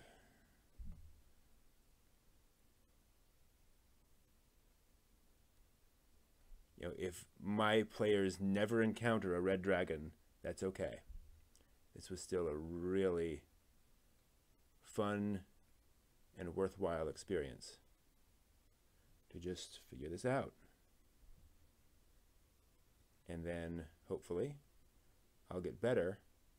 I can come back to another red dragon and say, oh, I can do this, make this look even more awesome. If that's even possible.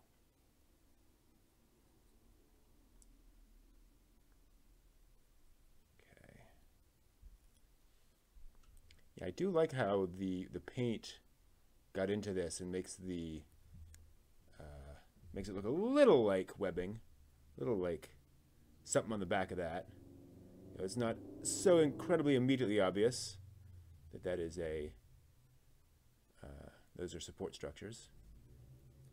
Add a bit more paint right in here to strengthen out those lines. All right, yeah, that's cool.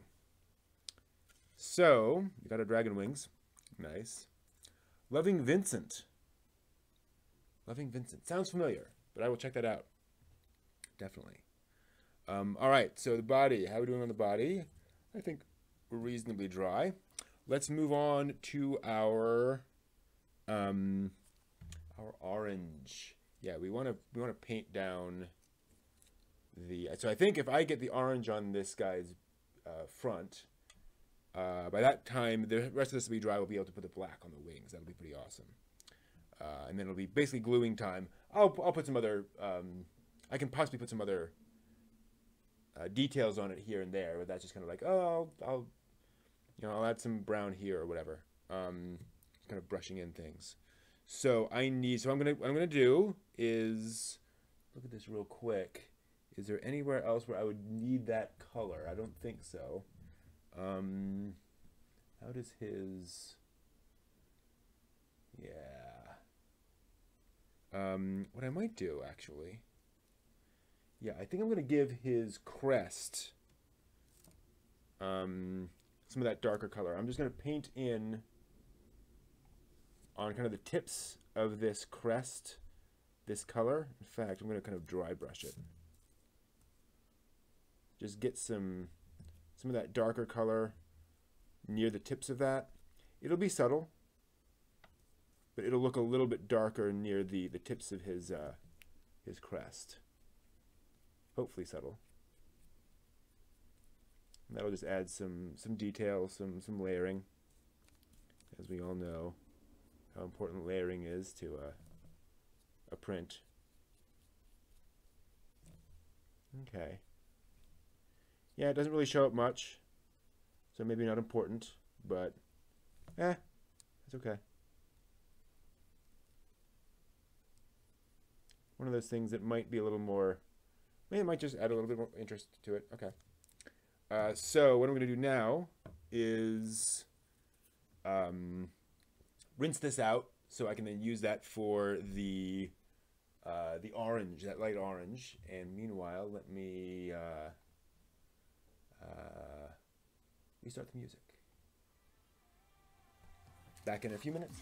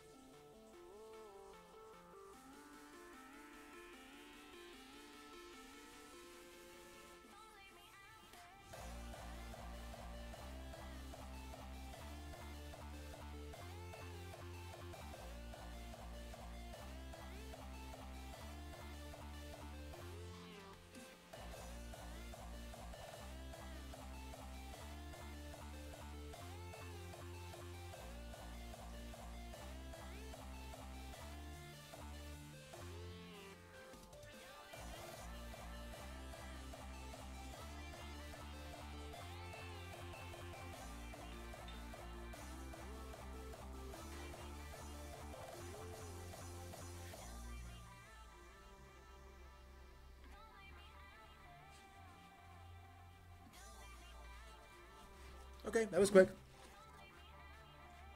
Sometimes things are quick. Not often, but sometimes. All right. So, as I mentioned, let's get some of this paint away. Well, we want to use some of this stuff. I will get the steel out of here. Although we'll reuse it, but just so there are fewer things in our way. And now we want to make orange. And I will avoid any bad orange puns as much as I can. Alright, so we need a fair amount of the red. A little more than that, I think. This. And then, yeah. It's just kind of done. I think this is dry enough to lead off the yellow. Do I have another yellow? Yeah. Time to move on from the yellow.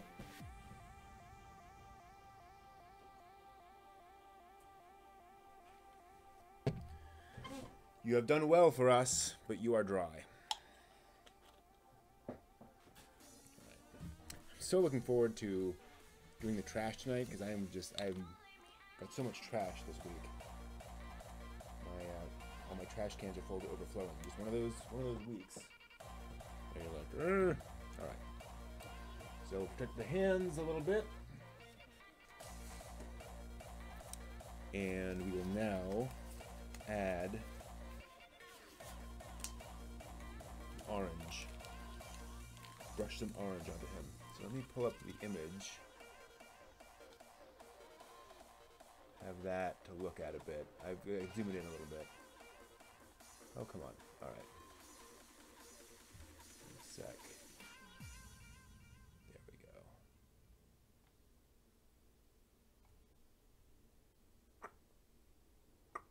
Okay. So we want some yellow and probably some white. It's almost a tan there. So let me add a bit of yellow. Mix that in. Ooh, that's barely mixing in.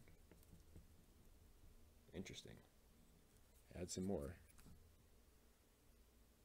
See how much we can get.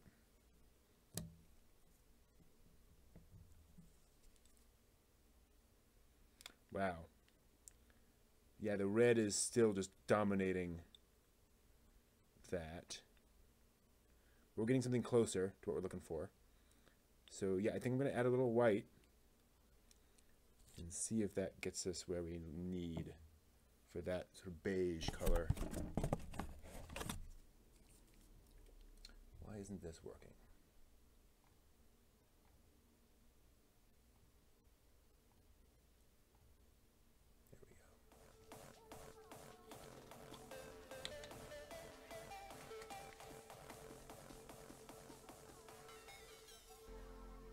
Throw in some white. Not a lot. But I don't really want to kill this. That's not right at all. More white, maybe? Maybe more yellow. I think it needs more yellow. Let's throw in a bunch of yellow. We may end up just, you know, trying this over from scratch, but I think it really needs a bunch of yellow. What are we getting here? That's closer. It's a lot closer. Yeah, that's closer. Yeah, I think that's good. So we need it to be a lot stronger on the yellow. All right, we're getting sort of an orange there. Good. Is that the orange I want? Yeah, I'm actually happy with that orange. Okay, sweet.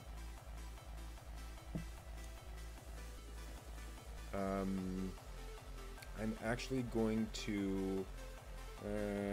Alright, nope, 1 second. Need to wash out this brush and use the smaller brush. Actually, no, I have another brush here. Yeah. I'm going to use this brush, which is a decent sized brush. And I'm going to dry brush this onto here. Ooh. Maybe not quite dry brushing. Yeah. Give it a little bit of yellow, or the orange rather, and then spread it out from there onto his chest. That's pretty darn awesome.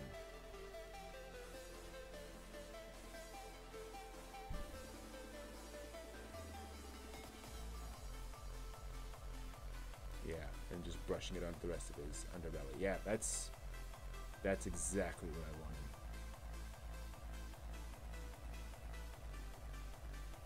Cool. So I'm adding a bunch in there. Okay. It goes all the way down. All right. I can do that.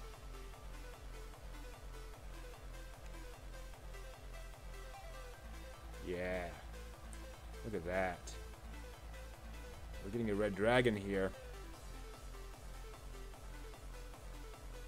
And like I said, after this, we will add that awesome blackness to the tips. Hopefully that'll work.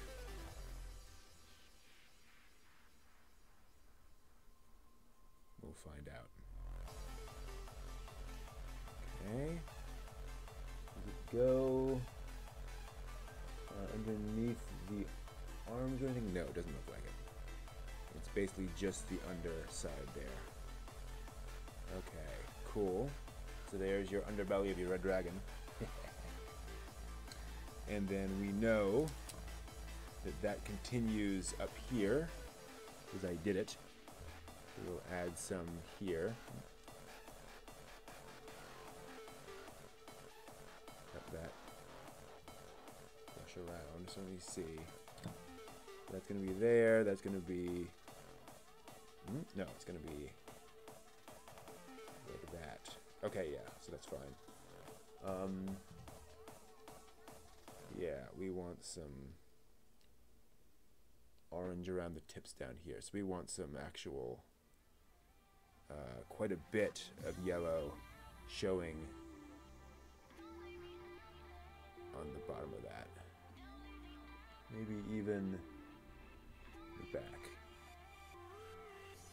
Yeah, maybe not. No. some, yeah, that should sort of brush out from there. Okay, cool. That horn's there, that horn's there. Oh, that's interesting. So he has this brown horn. So those horns are just straight up, basically that color. Okay. So we're going to make these horns straight up orange. Because that's what they say to do. It's a slightly different color, but for now... There we go. I can always come back and add another color, but like for now, I just want to make that distinctive.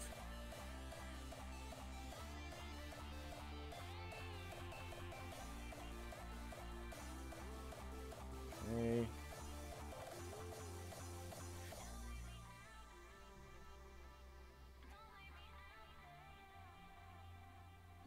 Yeah, so we have these horns.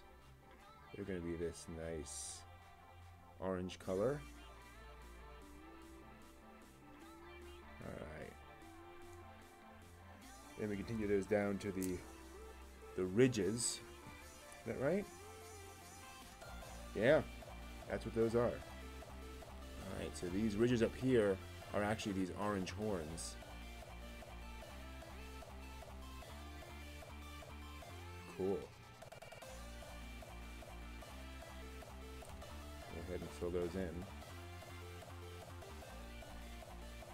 Getting very little paint on the brush, just enough to fill that in. I overdid that one. Oh well. Can't get in there now.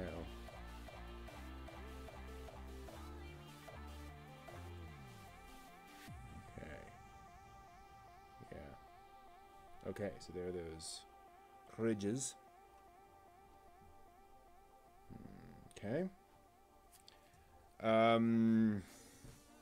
Are we? Is it time? I think it's time. Yeah. I'm gonna use that brush. Let me clean this off, and then we're gonna try doing that black.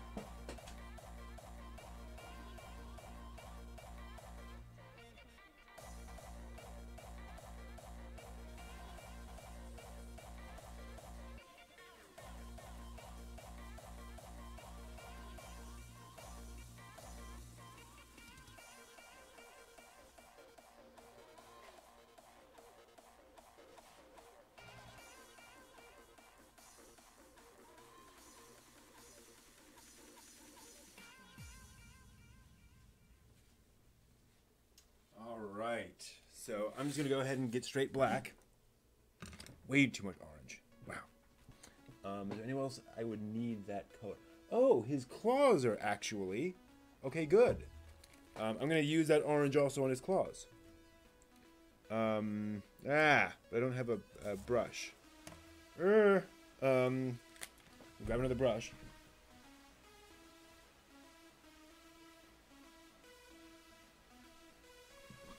Clean these all up eventually.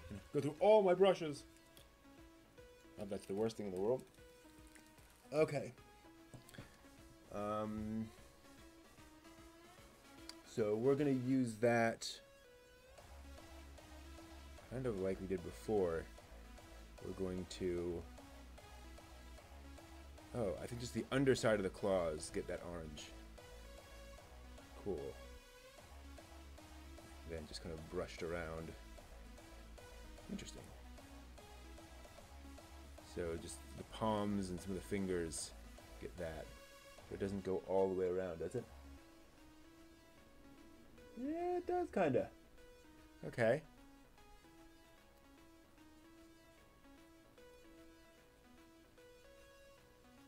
We'll give it kind of a variation there. So there's a little bit of it traveling up on the upside of that. But it's more of just a coloration, while the palms are mostly the orange.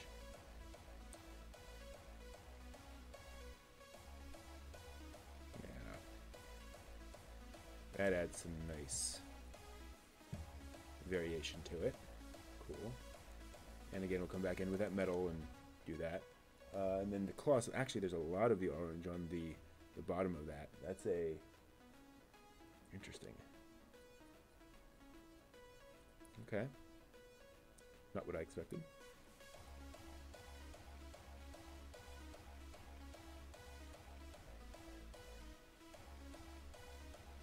We'll get these claws more or less entirely orange. And then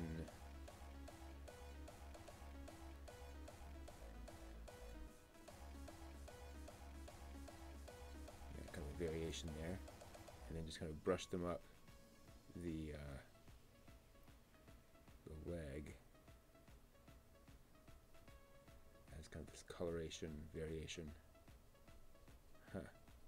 Weird. But it looks cool. It looks, you know, fantastical to have these almost lava-like claws, feet, and then that works its way up, almost like it's standing in lava. That's pretty cool, actually. That coloration there on the legs. I think I'll blend it a little bit more up those legs.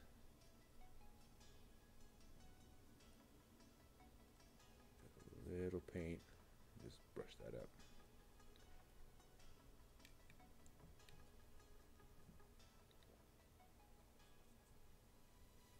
Yeah. Interesting. We should be on the back there too. Could be some orange working its way up the back of the legs. There we are. I like it. I like it like that. Okay. Yeah, that definitely adds some interest to him. All right, so that's the orange. Now, like I said, you do the black that I just...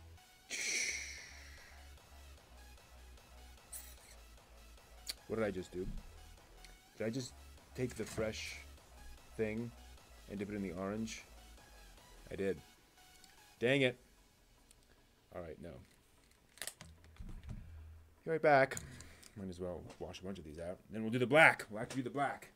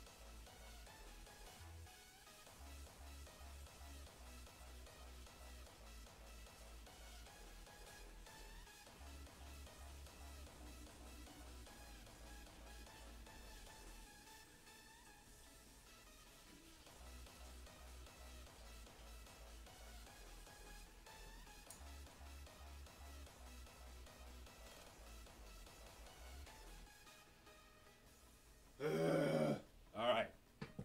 We'll get there. What is the name of the dragon? That is a very good question. I actually do have a name for the dragon. It is in my D&D notes. Let me find that out.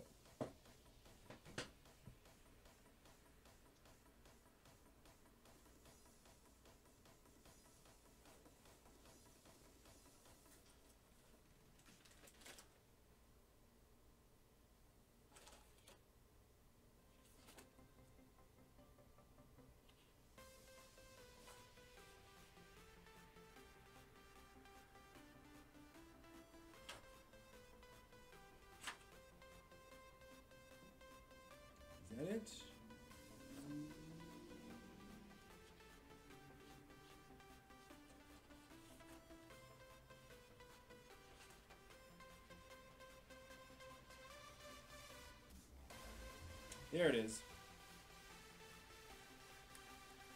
This dragon is named Pyrovorax. Pyrovorax the red dragon. Okay, I'm going to take this brush, which is a thin but broad bristled, if you will, brush.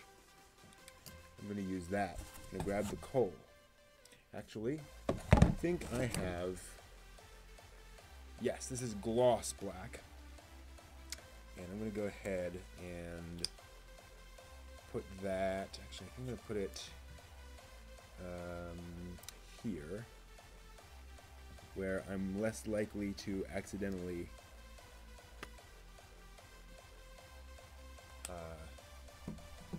get it somewhere. And then I'm going to take that brush, which I've now moved somewhere. I don't know where it is. There it is.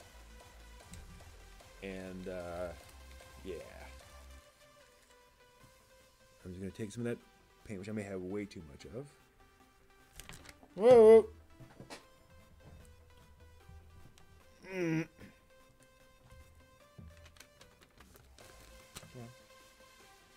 That's fine.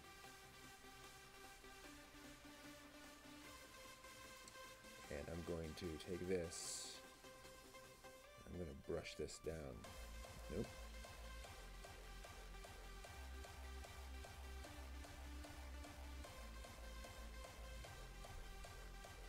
I'm brushing a bit on the tip. Then I'm going to brush it out like this. Actually not working quite the way I want, but I think it'll be okay.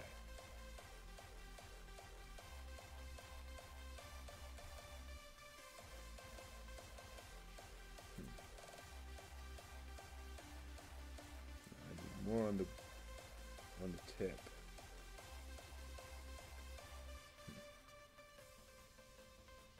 There we go.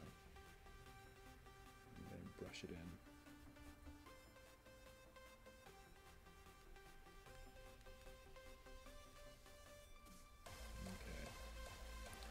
So this isn't working exactly as planned, but I'll get there, don't worry. I'm getting a lot more further in, but I need to work on that. I can get in the middle of that. And I think I want those tips to be, yeah, nice and dark.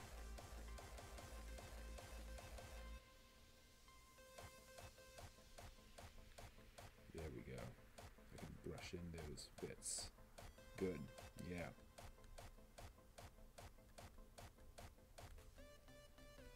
Yeah, that's looking pretty nice.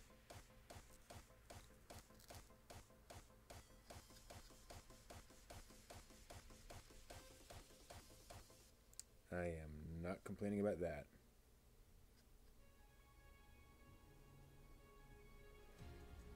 Brush in.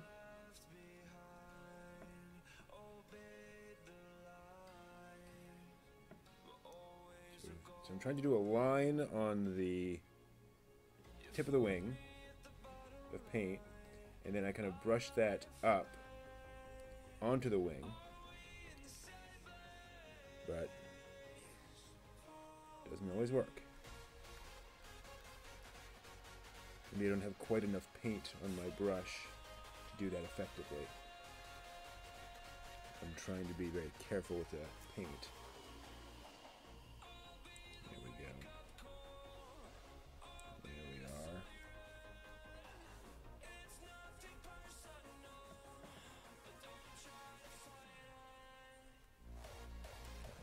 I don't want any blobs of paint on here. That's the big thing. And this is tending to blob quite a bit. And that's what I'm trying to work out. Weird. Don't know why that's happening. Could be the paint. Could be the paint is a little old. And so it's just not operating the way normal paint does. Certainly possible. Yeah, that does feel like that may be what I'm dealing with here. But I can work with it.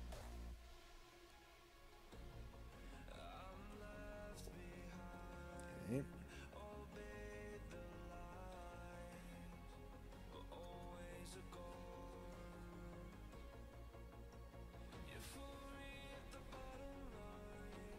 But yeah, that's not bad at all.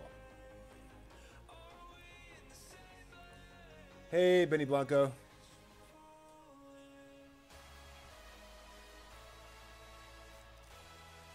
It could be a dragon from Dragon Age Origins. I have never played that game, so I would not know. But for me, it is a D&D dragon. A classic D&D red dragon.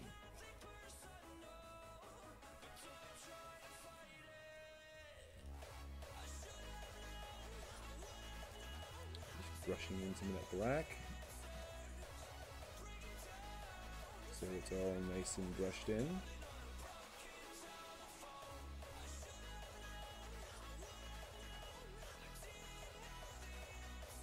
There you go. And then similar kind of thing on the back.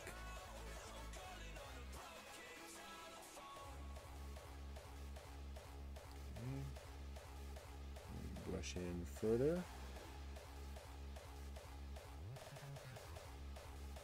Just try to get that. Man, it does not want to cooperate. There we are.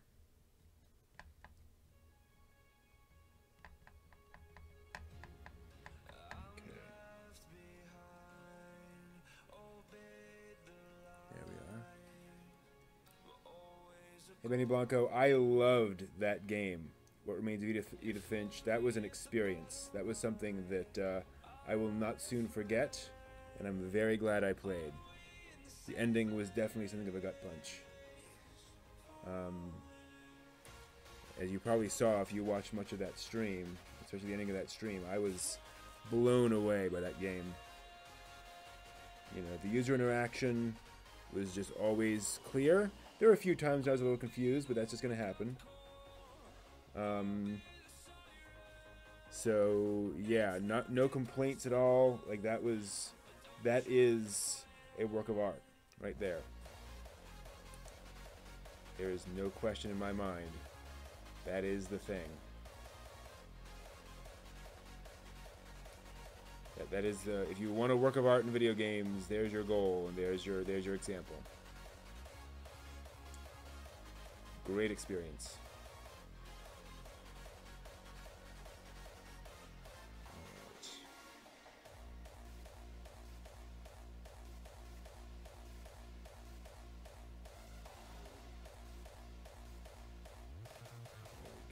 Brush that in. Have you played Edith Finch? Benny Blanco?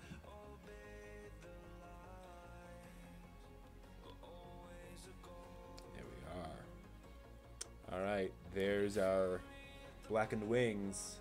That's pretty awesome. So we do that again. Here. Oh! I need the orange on the bottom of the tail. That's right. Come on. Oh, you're not that stuck. You can't tell me you're that stuck. A little bit. Okay. I'll finish up the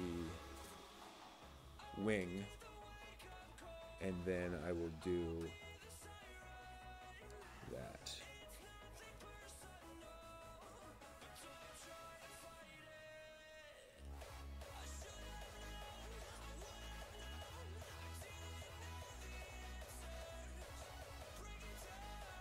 Yep.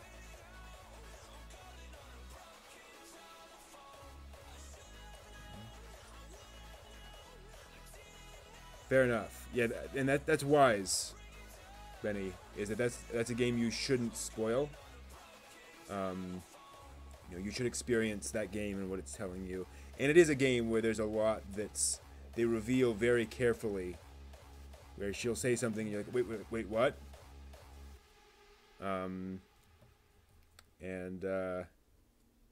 So yeah, definitely beware spoilers on Edith Finch.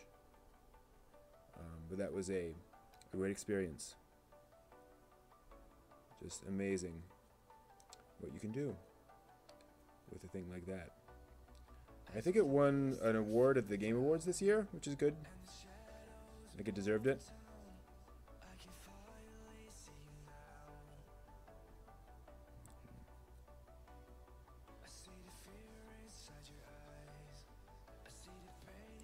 this repeating the same song over and over again? I don't think so. Okay.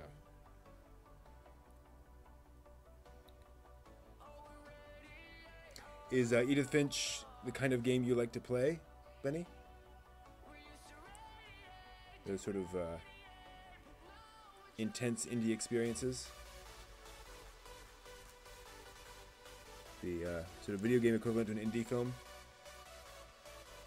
That's certainly what Edith Finch feels like.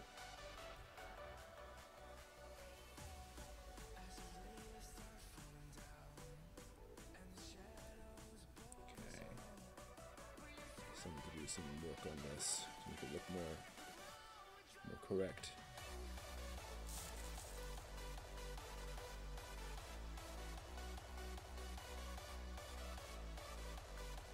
Yeah.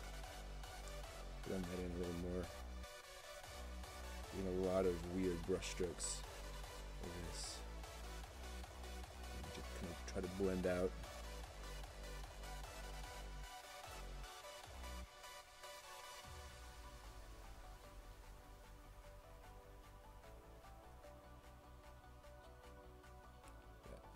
Tip. I have not played when Everyone's Gone to the Rapture.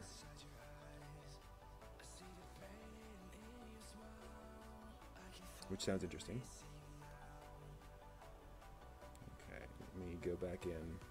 So what I'm trying to do now is go back in and find spots where, like, there's a lot of dark black, but not a lot of the shadows above it, and kind of blend those in a bit more. Or where, like, there's a lot of black on the edge, or black up here, but not black nearby between them, which just looks a little weird. Just fill that in. And I think we can blend that in a bit too. Okay, yeah. That's pretty nice.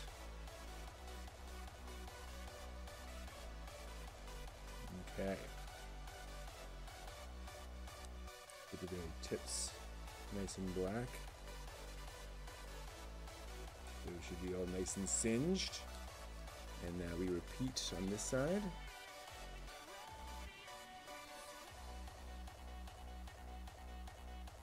And then we have a red dragon. I'll glue this together.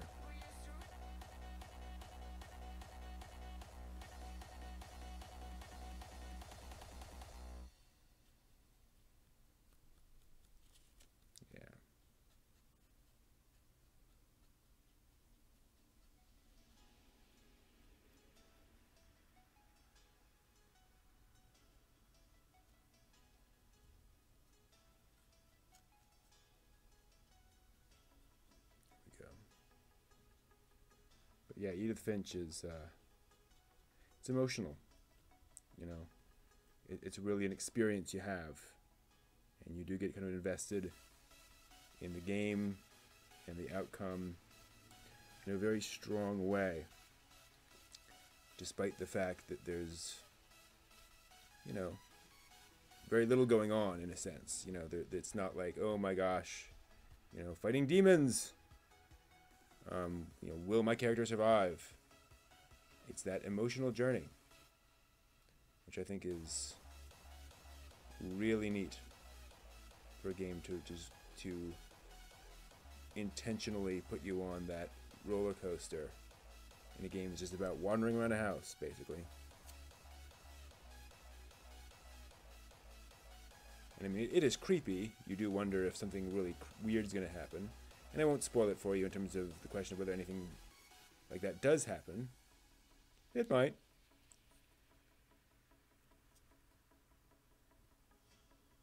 But it's definitely not a jump scare game. So, yeah, I'm definitely looking for more games like that. So if you have any recommendations there, Benny, I would love to hear what you think.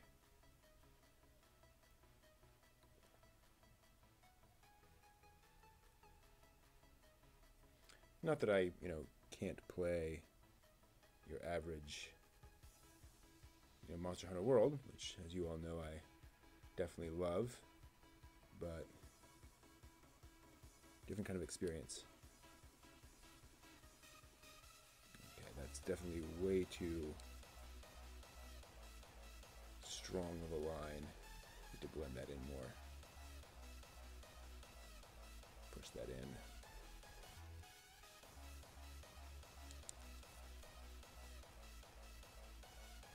There we are.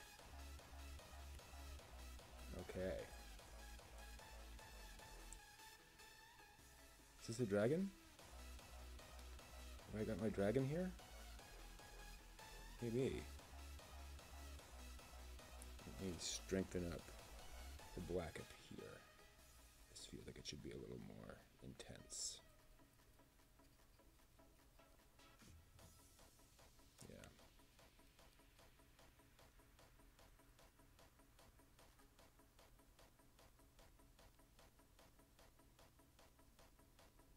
Good. All right. Looky here. Some dragon wings. All right.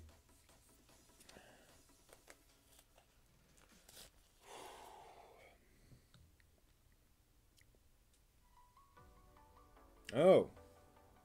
I'm not quite done yet even. There's a little orange brushed up the inside of the wings. I will go ahead and add that. Just a little bit of orange on the inside of these wings.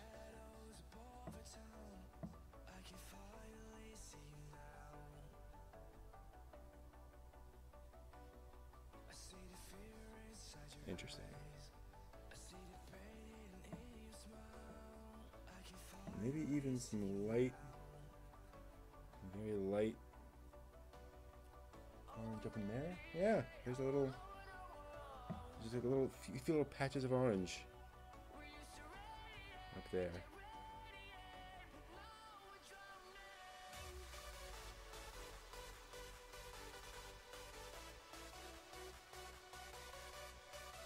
Yeah, just a few little bits of orange. Just to add some texture. You barely even see it. You might not even be able to see it with that camera. You just add a little orange up there. That's cool. I'll continue that trend. Oh, need a little extra black. Right there. Missed a bit of the wing. The wing tip.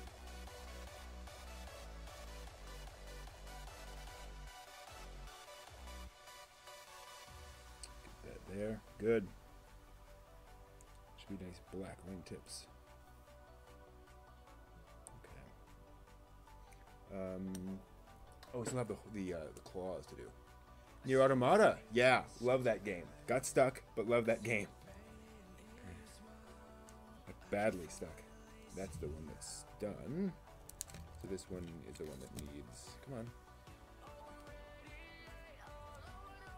So we add some orange.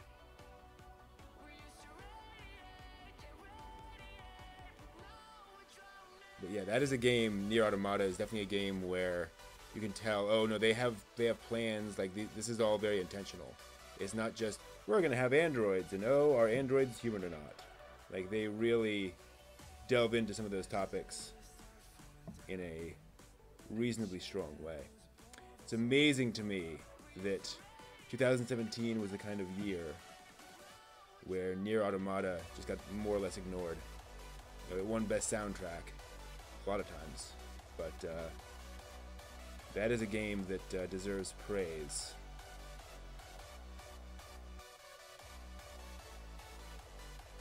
Okay. Good. There's a little bit of orange in that. That just adds some, yeah, adds some interest to it. All right. You know, while these are out, do I have what is the? Yeah, I'm gonna go ahead and just. I don't know if I can. I need a toothpick. I want to add the eyes to the dragon.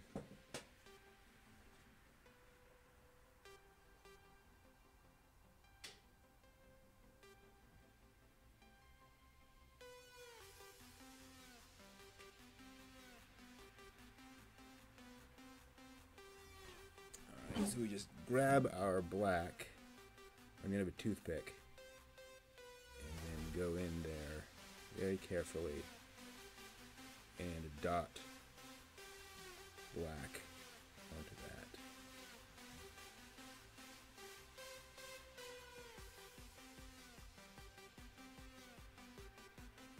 There. Good. There are the eyes in our dragon.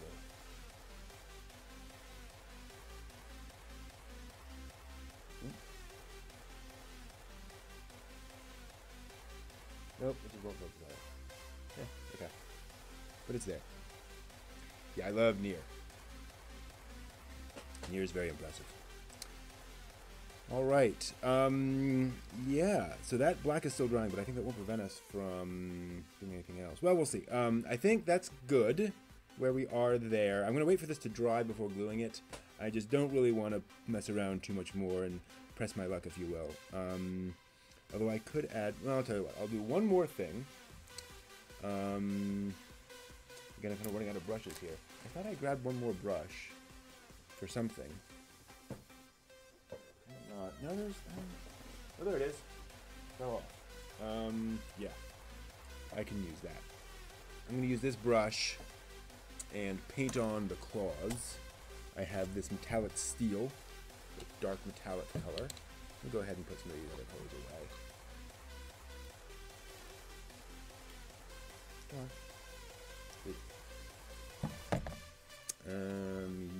White. There's the steel. That must be yellow. Okay. So I think this guy is, yeah, basically dry. So I'll use that brush. I'm just going to paint claws on him.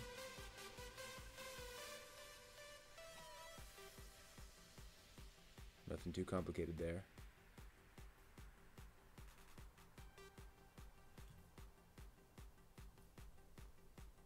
Just silver on the tips to represent those claws. He is a dragon after all, and so he should have talons.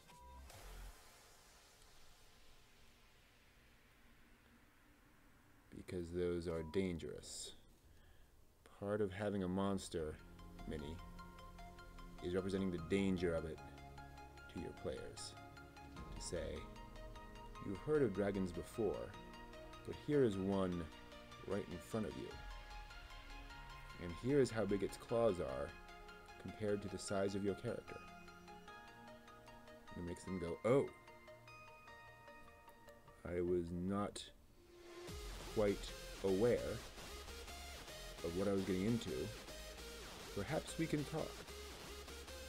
But the dragon says no. No. Time for talk ended when you entered my lair unannounced and tried to steal my stuff. Now is the time for dying.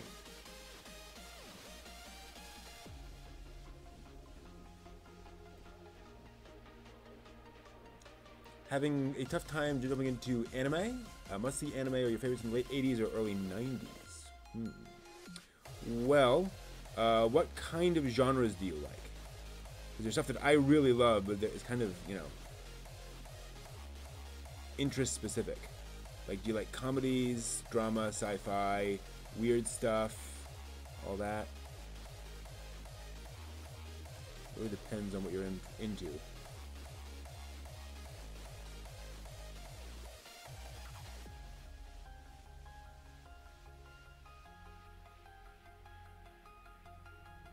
If you're into sci-fi stuff, Bubblegum Crisis would be my first go-to recommendation.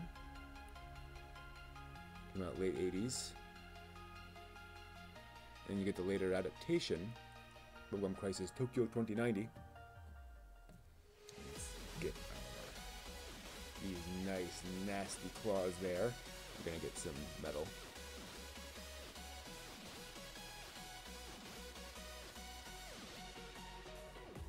Very carefully.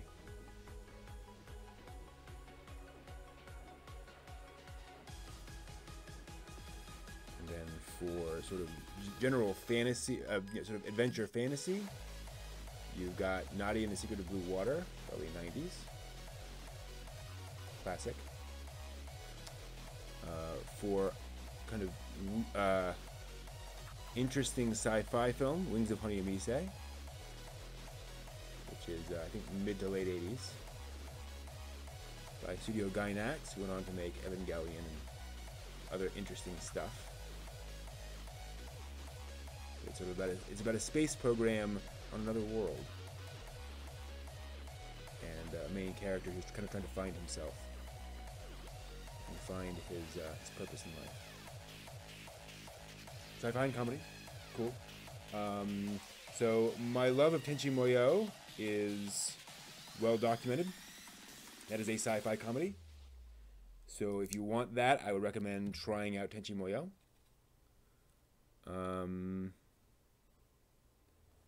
You know, that is precisely what it is.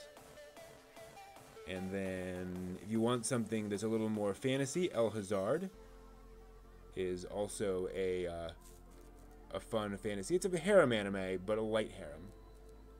You know, the trope was still being developed. So a lot of interesting characters in El Hazard. Sort of an Arabian-esque fantasy. OVA, TV series. A lot of different ways of getting into El Hazard. And El Hazard is nice because it doesn't take itself too seriously. In the setting, in the world, it's pretty goofy. It's one of the things I really like about it. I mean, it has serious moments, and it has moments when it's definitely taking itself seriously. But it's not like, oh. All right, so yeah, that is a claw. That is a claw that you don't want to get near yourself that often. Right there. That claw. Yeah, I want to stay away from that claw. All right, cool. Hope those recommendations are helpful. Oh, almost dipped him into some black paint there. All right, I think that will do it for us for tonight. Wow, that was a 3-hour stream. Again, originally going to be that electronics thing, but I got to work on some of the projects there. New Yamato is not hooking you. Fair enough. You might want to try the old Yamato, the original Space Battleship Yamato. I found it very, very cheesy, but very lovably cheesy. And definitely some super serious stuff in there. So that's worth a try. Again, it's early 70s, so you got to be ready for that. But it is, that is what it is. Okay. That'll do it for tonight. I'll go ahead and glue this together at some point once it's fully dried. And then we'll see how it ends up. And I may feature it next week. So thank you all very much. Thanks, Benny Blanco from Debay, for joining me. And we'll be back next week. And then, of course, the Friday live stream, as always. So thank you all. See you next time.